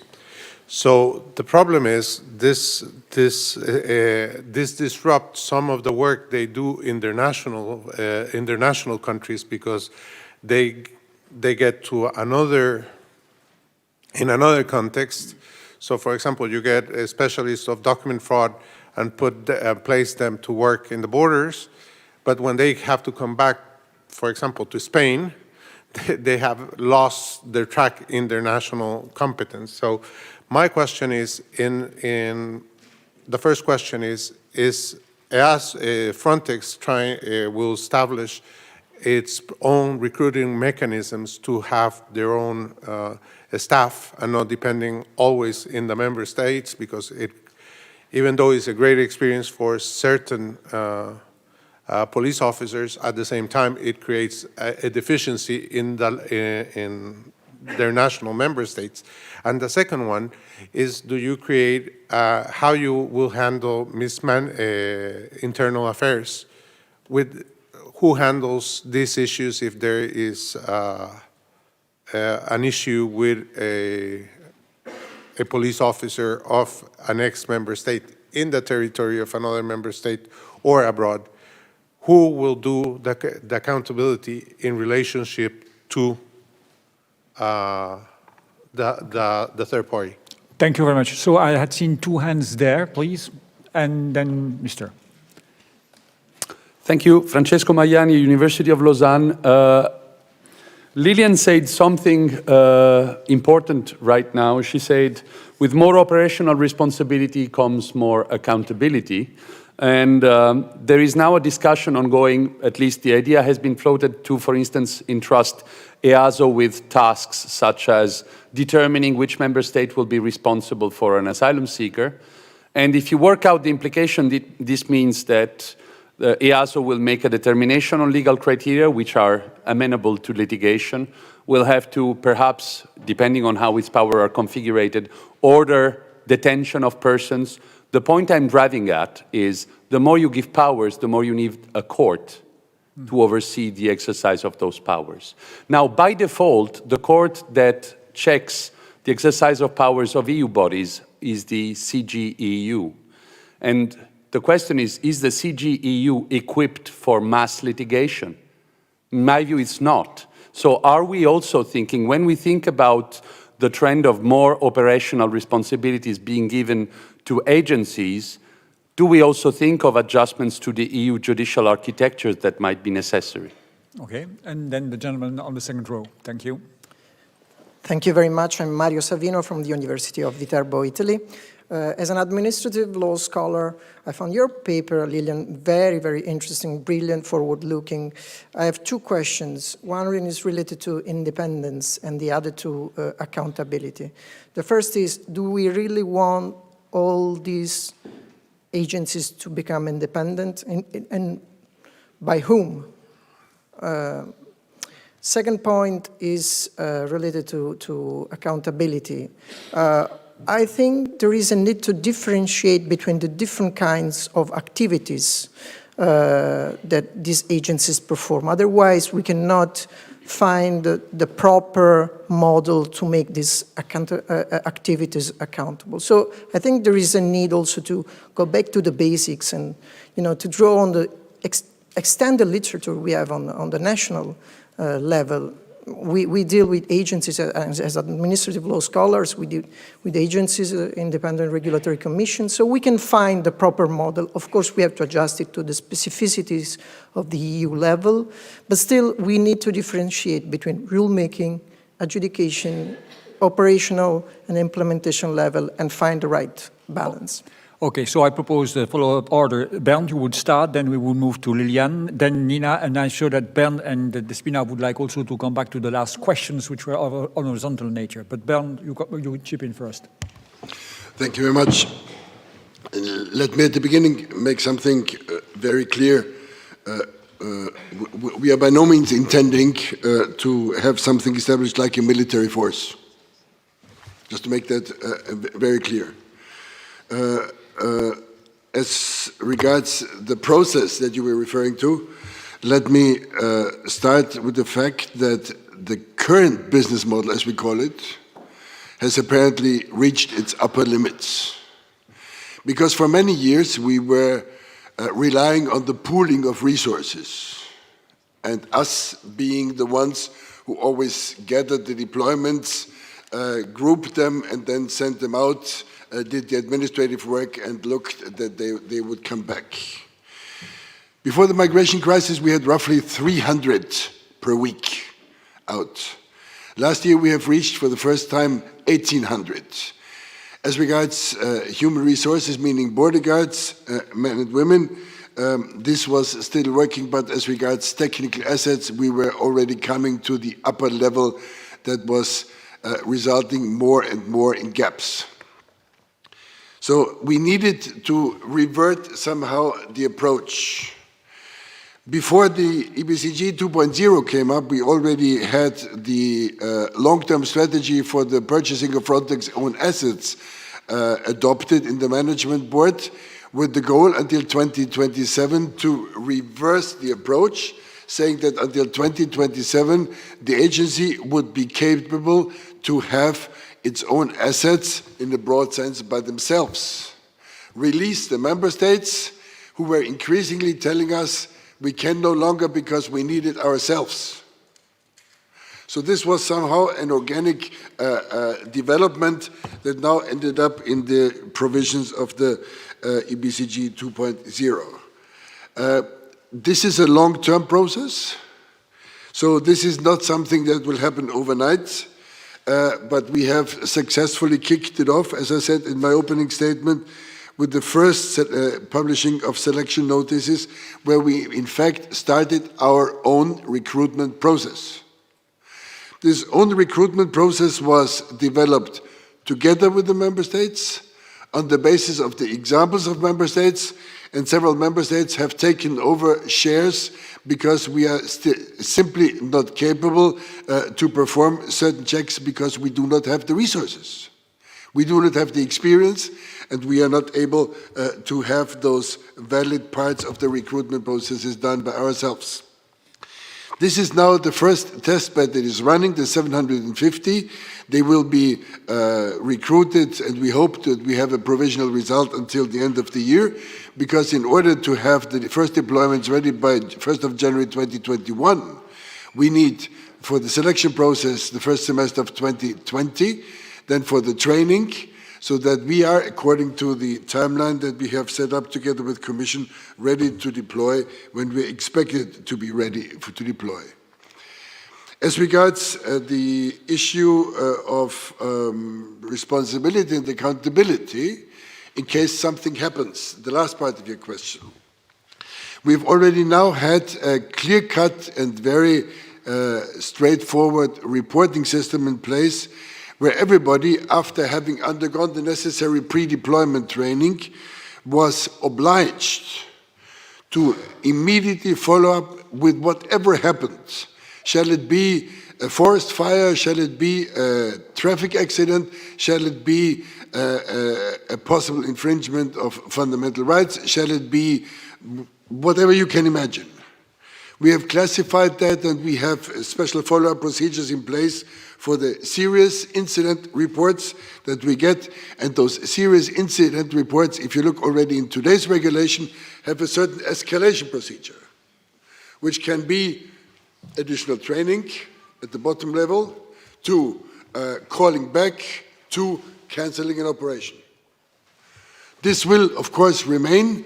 The addressees might change, because in one case it was as an addressee a member of a border guard of a member state who was deployed, and he might have been the addressee. Then it was the member state as the one employing him. If it will be us employing him, you can take the answer out of what I just said before. Thank you. Okay, Jan. So on the independence question, I do not mean that there won't be any more functional interdependence between the agencies and the EU institutions or the member states through the management board. So there is no proposal to have management boards that won't be composed of member states.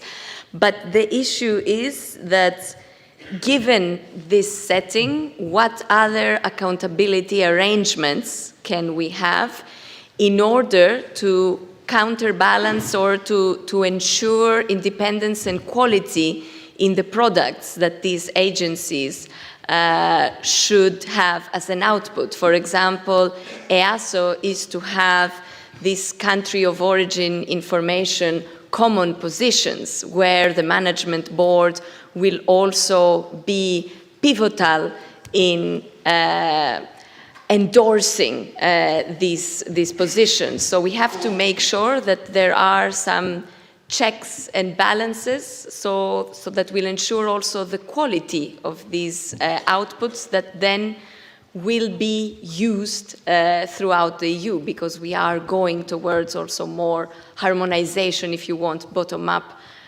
from the agencies. And Francesco, I'm thinking of this question exactly right now. So yes, the broader question, the policy question of what could we do if this is to get before the CJU. I'm even thinking a step before, could these preparatory acts at national level, because this is what they are they amenable even to review before the Court of Justice. And I'm not referring to the fact that, of course, a national court can ask a reference for a preliminary ruling. Are they per se amenable to review? I'm reading Advocate General Bobek these days. I will come back to you.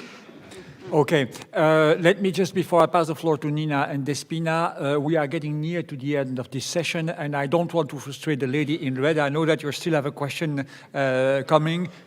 No, I did not forget you. So I will ask the panelists to be very to the point, as they have been until now in their answer, then pass you the floor, and you will have the last word and the last question. Okay.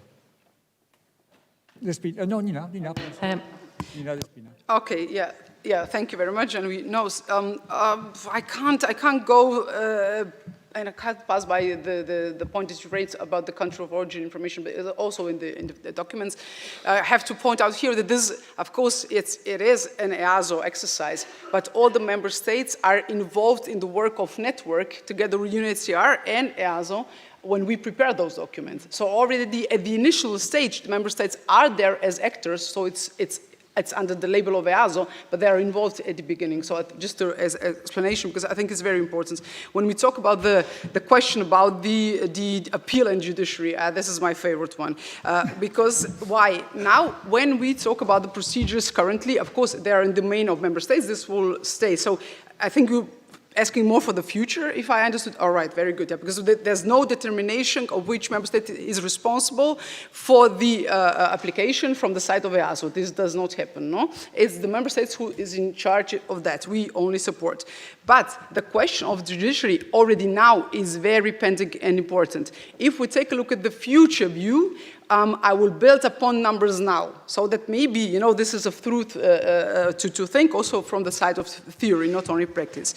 Two important points. First, very no data. We have currently in European Union 900,000 asylum applications, applicants waiting for their decision. So that means half of this pending cases is in the hands of a member state's authority, so administrative procedure, half of them waiting for the appeal, so in the hands of the judiciary. From my perspective, from the perspective of my agency, under the current mandates, we, of course, conduct the training and the professional development for the administrative part, and we do involve, but with very limited mandates, also to courts and tribunals to invite them to use our tools, to invite them in the dialogue, to be, I would say, involved.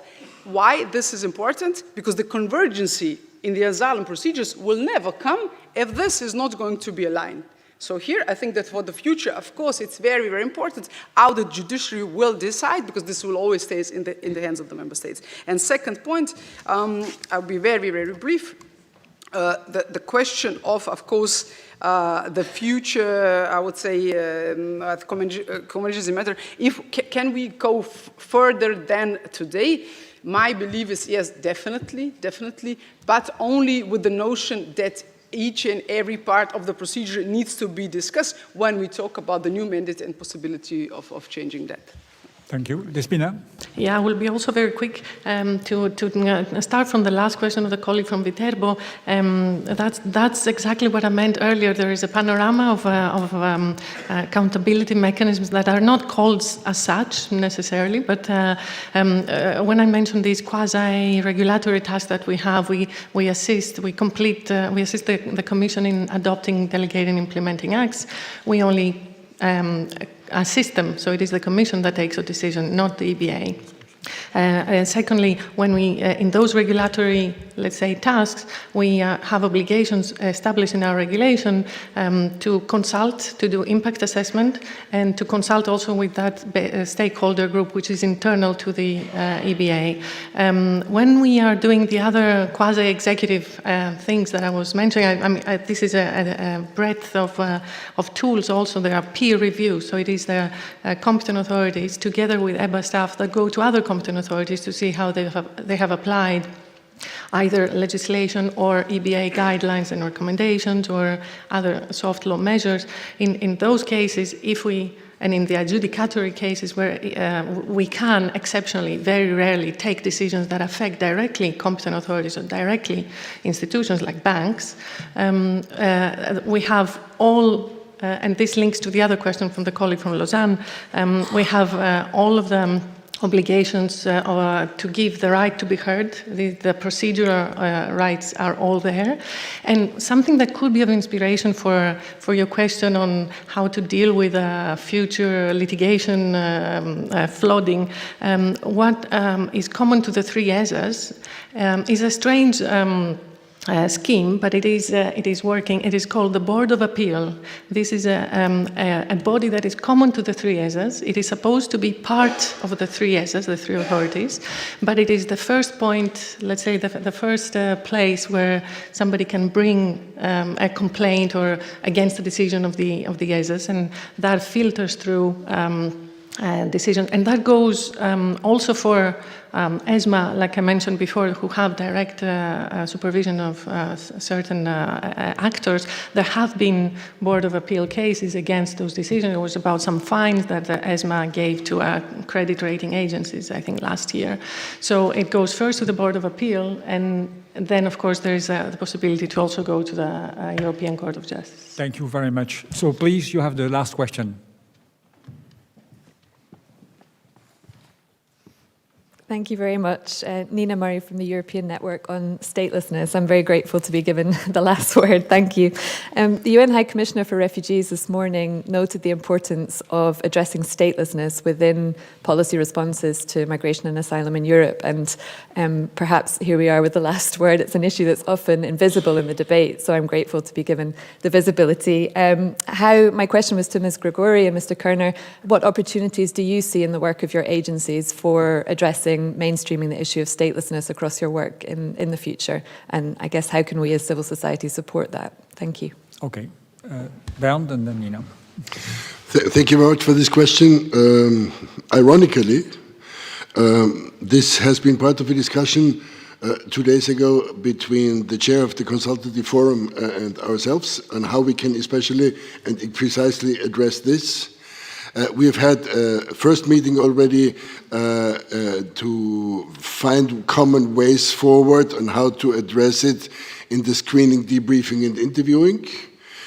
We have to better address it in the training scheme. We have to better address it in the collection of statistical data, because for the time being, statelessness is an issue that has been not really that sufficiently taken care of. But it is a question that we have the meeting on the 29th and the 30th of October that we are going to devote special attention to brainstorm on measures and to agree on measures on how we can especially enhance that. Thank you. Nina? I will be quite short. I can just join Bernd with saying that, of course, this has never been maybe addressed from the side of EASO, for sure, not, I would say, in a specific way. We have, of course, dedicated groups which work on dedicated, I would say, thematic approaches, like, work with the unaccompanied minors, work with vulnerable people, but the statelessness in its essence, as you pointed out, has never been really addressed in these situations. Of course, the member states, when they decide upon the asylum, in this respect, of course, they have the, I would say, the guidelines, and they do have that, special things in the acquis in the national law. But from side of our agency to be addressed in a thematic manner, we haven't done yet. Maybe it should be time to think about that too. But then usually what we do with the thematic things is always we approach the member states, listen to their requests in the sense of the addressing the situations. So in this respect, I can raise this up also from my side. Thanks for the question. So you see, indeed, your question was quite timely. This brings this session to a close. Before passing the floor to our Master of Ceremony, Kielo, I just want to express our warm thanks, not only to Lilian, but also to the panelists. Because what we get out of this section was exactly, by the way, what we got of the previous one. That is to say, you were very bold, transparent. I mean, this is not Chatham House rules, but okay, you were quite open about also looking at the future. And that's I think that's a little bit the expectations of both the EPC, the Odysseus network, and beyond them, the Finnish presidency, is that we come out of this conference with a series of palatable recommendations and orientation for either the very near future or the mid to long term. The discussion about accountability and independence, okay, it might not be tomorrow, you said it, Nina, yourself. I mean, taking too bold steps might be rejected by some member states, but we know that it is on the horizon and that it could come much earlier than expected. Nobody would have never known that, for instance, Frontex would have become the EB. I remember the endless discussion, the 2008 pact, should we mention the European Border Guard Corps? It's there now. So you know that sometimes history is accelerating things much more than we thought, and therefore it's good that we are ready with these kind of thoughts. Thank you very much, Kielo. Guide us through the end of the morning.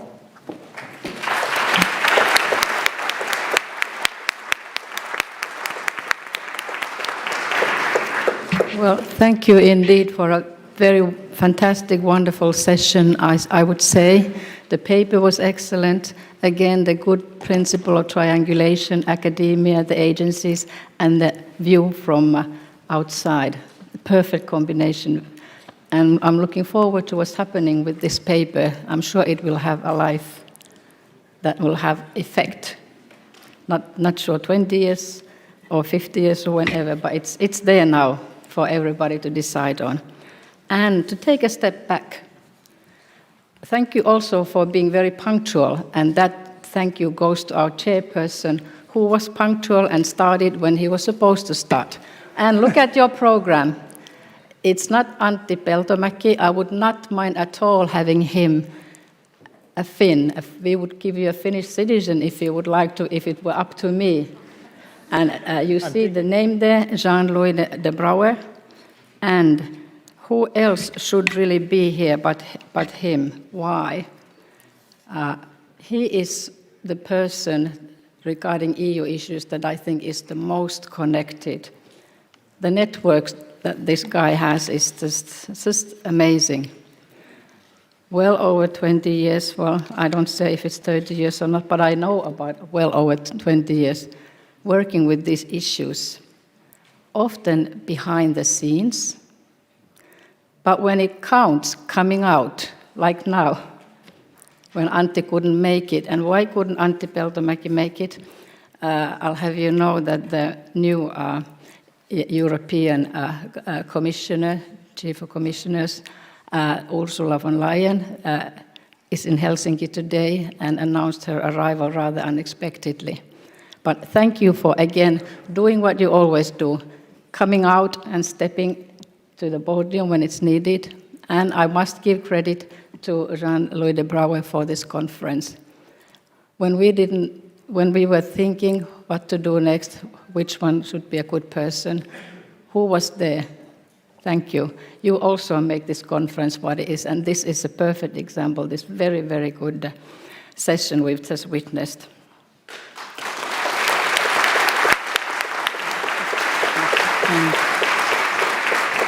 Yeah. Next, we have a very different session to end this morning. We can feast our other senses too, not just our ears. Soon we'll be seeing a short video, Scaling Fences, Voices of Irregular African Migrants in Europe. And this is part of the video material that's coming out with the launching of a new UNDP report with that name. I have seen the forward of that report and seen the summary of it, and it's a very, very good report. I hope we can all soon get the whole report into our hands. And we first give the panelists time to leave the stage, and we will then be inviting the UNDP persons to come onto the this conference room. And first of all, we can be welcoming Ms. Ahunna Esiakonwa, Assistant Administrator and Regional Director for African Nations Development Program, to speak on behalf of UNDP and to present the latest study that I just mentioned. Yeah, would Would you like to wait here for the... Yeah. Okay. All right. So once more, Mrs. Ahona Esiakonwa, thank you for coming here, and we look forward to what you have to say. But first of all, after a long morning, it's nice to also watch something. Okay.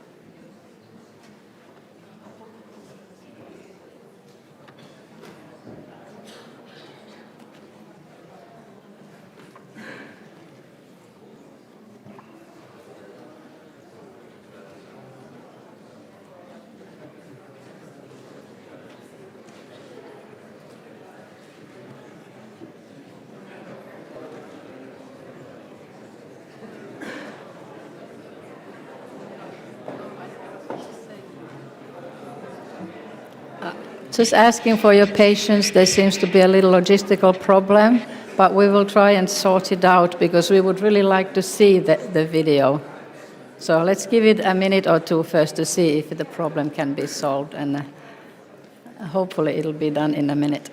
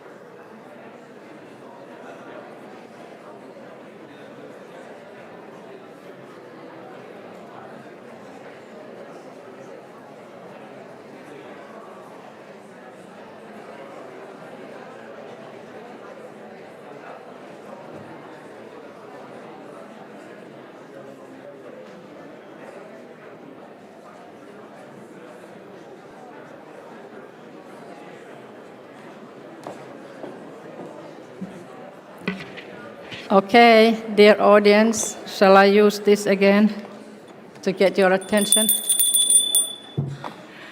The video did work in the morning, and they'll try and solve the problem, but in order not to waste time, make the most of our morning together, we will give the floor to Ms. Ahona Esiakonwa first, and hopefully we can still see the video afterwards then before we go for our lunch. Please, the floor is yours.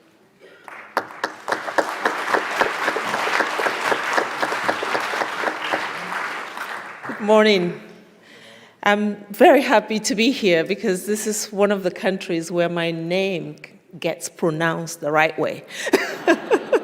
I don't know why, I'm going to find out, but everywhere I go, people tend to distort the pronunciation, but here it really, it's nice to hear it. Thank you so much for giving us the opportunity to share a bit of time with you during this conference. I am the director of the UNDP Africa Bureau based in New York. We got here last night for a different program that happens to coincide with this one, so it's a pleasure to be here. The topic that you're discussing today is one that has also been preoccupying us as a development agency, and we come at it from the development perspective. And while I will not be presenting the report that we're here to launch, I will just give you a little bit of a teaser and hope that you will join us this evening at 5 o'clock at Soko's Hotel when we launch it. So maybe let me start with some sobering statistics that in just 4 years, some 30,000 people lost their lives in transit. A large percentage we know were lost in the Mediterranean Sea. And there is a lot that we don't know about those who perished in this way. Their names, their faces, their stories lost to us forever. But what we do know also is that a lot of them were young Africans, men and women in their prime, all of whom had weighed their odds and arrived at the same conclusion. And that was that risking death for an uncertain future in a foreign country held greater promise than the life and opportunities that they faced in their own home countries. And I have been in development work for many years, and I consider this conclusion that many young people have come to really an indictment on us as people working in international development, but also leaders around the world, that people in the advanced world, we're not talking about the age of Columbus and all the explorers who risked their lives to find opportunity in other lands, but we're talking about an age where we have, in fact, achieved significant development and technological advancement, that people would be opting for this. That is really not a choice. It's something that requires deep reflection on all of our parts. And, you know, the Global Compact recognized the need to strengthen our knowledge and analysis of migration, as shared understanding will improve policies that unlock the potential of sustainable development for all. And I think this is the reason why we've done this report, that we need to generate evidence that turns the noise into a sound and does not drown the stories behind the movement, the motivations, the human conditions that lie beneath the decision that someone makes to leave their loved ones to pursue a different goal in life. And I think that understanding that question, not allowing ourselves to drown those voices, it's critical for the way we move forward, because the crisis is not a migration crisis. It's a crisis of our own inability to manage human mobility. So it is the onus is on us to try to get as much content as we can to be able to guide our own journey as a collective, as a global community, to understand how we manage what is historically a positive human movement, societal transformation. And so the stories we tell in Scaling Fences, we don't tell, the people themselves tell the stories. Hopefully, will give you a sense and put a human face to this noise, and hopefully help us connect with, I think, what we are missing, which is a very deep human trait of courage, of resistance, of resilience. The young people are taking journeys, voting with their feet, saying, we will not settle for less. We have been invested in to be global citizens, to contribute, to tap into the wealth of the globe, and to make something of our lives and the lives of our families. Those who make those journeys, we need to study them. We need to understand the motivations, and we need to figure out as a world community how we turn this into an asset, into an opportunity, rather than the crisis that dominates us today. So when you come this evening, you will hear more, but I hear now that the video works, so rather than continue, let's hear the voices of some of those we talked to. Thank you very much.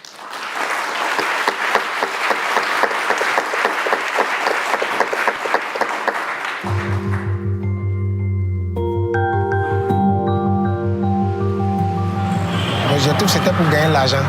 Penser maman et puis papa. Avec les grands chers, petits c'est pour les aider. Donc, c'était la pression. Mon pression, c'était ça. Voilà, heureux. Je veux bien partir, étudier, avoir de bons diplômes et puis revenir servir. Rehausser mes capacités personnelles même, et comme ça pouvoir revenir au pays et rehausser le drapeau ivoirien. The life to have something. We don't have nothing here. Me also, I want to go. Maybe God will help me. Let's agree on one thing. We will never stop migration. This is a phenomenon that is quite normal.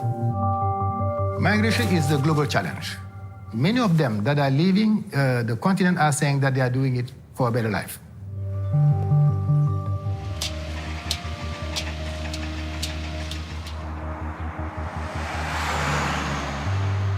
Mais l'idée, c'est, pour ne pas peut-être aggraver la migration, c'est de voir les causes, ces politiques impérialistes qui poussent les gens à migrer, les politiques de nos gouvernants qui enracinent les gens dans la pauvreté, à ne pas développer les choses pour les écoles qui n'existent pas, la santé défaillante, et la corruption, la répression.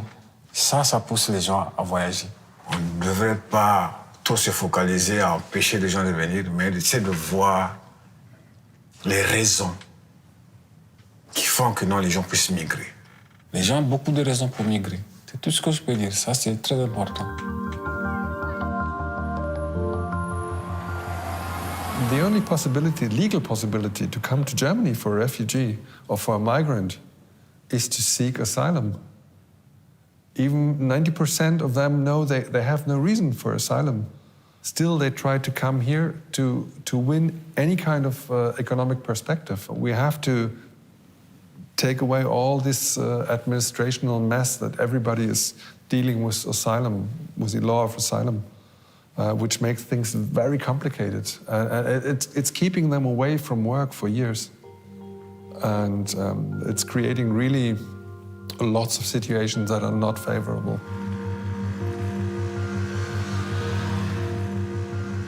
Some people are living normally and act normally, but some people just don't adjust themselves like they're in Holland. Some people think they are still in their own country, I believe. And that I don't like. But I hope Amsterdam will be tolerant enough to leave them also here. But we're living in our town, and they have to act like they are in our town.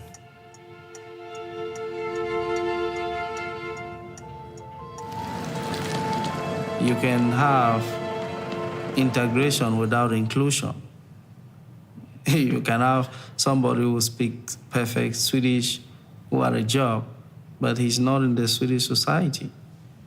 But if you just say you're going to integrate me, and what it means is I have to learn Swedish, I have to get a job, is that all I need to become part of you?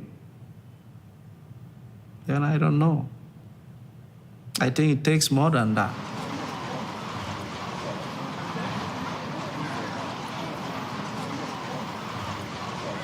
Hey, hein? Et ceux qui sont là-bas, souvent aussi, c'est eux qui encouragent. Ils appellent même par les appels téléphoniques, ils appellent pour dire à leurs amis, ah, faites tout pour venir, parce que l'Afrique, c'est l'enfer. Donc il faut dire, nous, pour nous, étant leaders de jeunesse, pour nous, c'est une désolation, parce que si tous les jeunes doivent quitter l'Afrique pour aller en Europe, ça voudrait dire que l'Afrique ne va jamais se développer.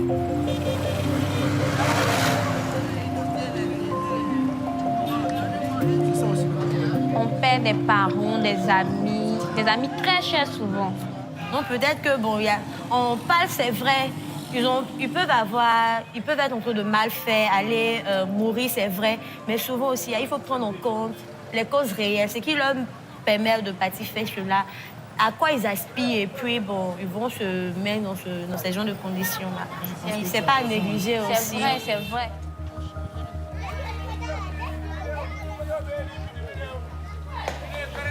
This is our house now, family house. But we will not have anything here until Muhammad is destined for Italy. Anything, any sickness, problem, Muhammad. Anything for this compound, now Muhammad. My son will go 5 years. Right now, he happy. I'm very happy for him. I came from Gambia. I live in my country 2013 December. I arrived in Italy 2014 on the 4th January. Before they give you the Italian document, and then they need to know which reason you leave your country to come in Italy. Please, if you guys can help me to find me school. When I speak good Italian, I will try to help people who need translate, homeless people and the refugee people who are living in Europe, so that we can communicate together, we can try to help. I told him, you have to go to Europe. You cannot do nothing here for yourself unless you go out. Maybe when you went to Europe, you will better. Since the time I arrived in Italy, I always remember my mom and my dad. They always, think about me. So whether I'm living good or I'm living bad, When I go to Gambia, they will be happy, and all my friends, they will be happy. Yeah, even me too, I will be happy, because it's been a while I didn't see each other.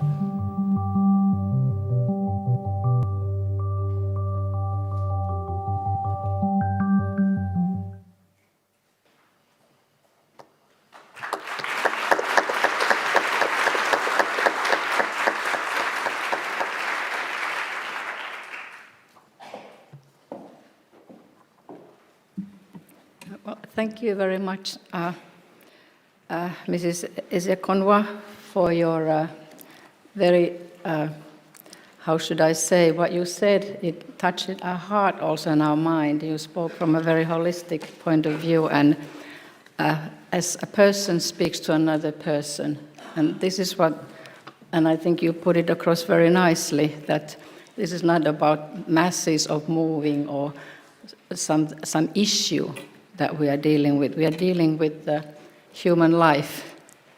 And I just want to go back to this morning. We respected the fact that some lost theirs. And we do, due to the fact that Mrs. Ezekonwa was bringing up in her own talk. So thank you for that. And if you wondered, what was she meaning? 5 o'clock you might be seeing more of this if you want to. Well, we haven't had a chance to advertise it yet, but we will advertise it now. For those of you who are not registered for the dinner, and I regret to say that it's pretty much full. You might approach our Secretary Riina Bhatia or myself, and we will check for that. But for those of you who are not going, there's a hotel nearby here, Hotelli Presidentti, Hotel President, if you put it on the Google map, Finlandia, T-A-L-O, Talo. That's how it's called it in Finnish, Finlandia house. And Hotel President, it'll show you, I would say 10 minutes walk away. And it starts at 5 o'clock, but my understanding is that there's a video clips first, so you might see this and some other one, and then the actual program starts 5:30, so you might be there. I understand there are still places, am I right? Oh, I'm sorry, so sorry. Sokos Presidentti Hotel, but there are places still. All right. So can you stand up, please? And see, this is Miina from UNDP Helsinki office. So you will talk to her if you want to. Oh, sorry, I thought you are the... Apologies. Can you ask whom are we talking to now? Your name? Oh, you're the Bruckner. Oh, Mrs. Bruckner, I'm so sorry. All right. You look very Finnish. I haven't seen Miina. Because I have only spoken to Miina on the phone, so I just presume. Sorry for me. Anyway, we have also some practical information, and listen to this very carefully, because you know that after lunch we split into the two sessions. And those persons who are staying in the workshop on partnerships for third countries that takes here, Alberto will be the MC here. And we will have some of the papers again laid out in the front of the room if you don't want to use your mobile version and check the paper from there. There are some copies available. And the legal migration session will be held in the hall 1 floor below. Terassisali Terrace Hall. There are signs leading up to it. And Rafael Berlund, I don't know if he's here, he's the MC for that. If you don't know how to go reach that place, find him out here during the lunchtime and he will direct you there. Make sure that those people who are part in the first sessions, in both parallel sessions, the speakers, chairpersons, are there 10 minutes before, so we can convene on time. And also, likewise, dear participants, make sure that we don't need to use this too much. And keep the time and be there punctually when it starts. As for the actual food that we are finally to partake of in a few minutes, I'm sure we're all hungry. The kitchen has prepared the luncheons so that if you don't have any very specific allergies or food, or then you can take from the you can see what is there. But if there's something, if there's fish, chicken, I said I don't want that, then please approach the waitresses. They have all the food allergies that you have listed, and you just say, I have this, and they will go and get your warm meal. And the salads and so forth, they are made so that most people should be able to eat them. Everybody should be able to enjoy them. Now, enjoy your lunch and meeting with old friends, and please make sure you make new friends also.